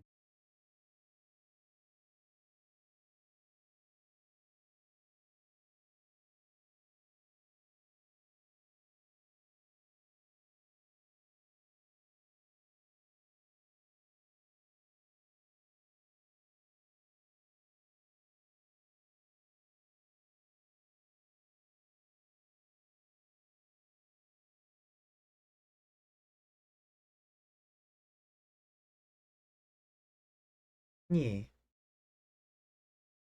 I think for now that's kind of it. I don't really have anything small that can buffer my time until I need to like eat dinner and things, so may just end it there. Allow us to kind of move along until VR chat later.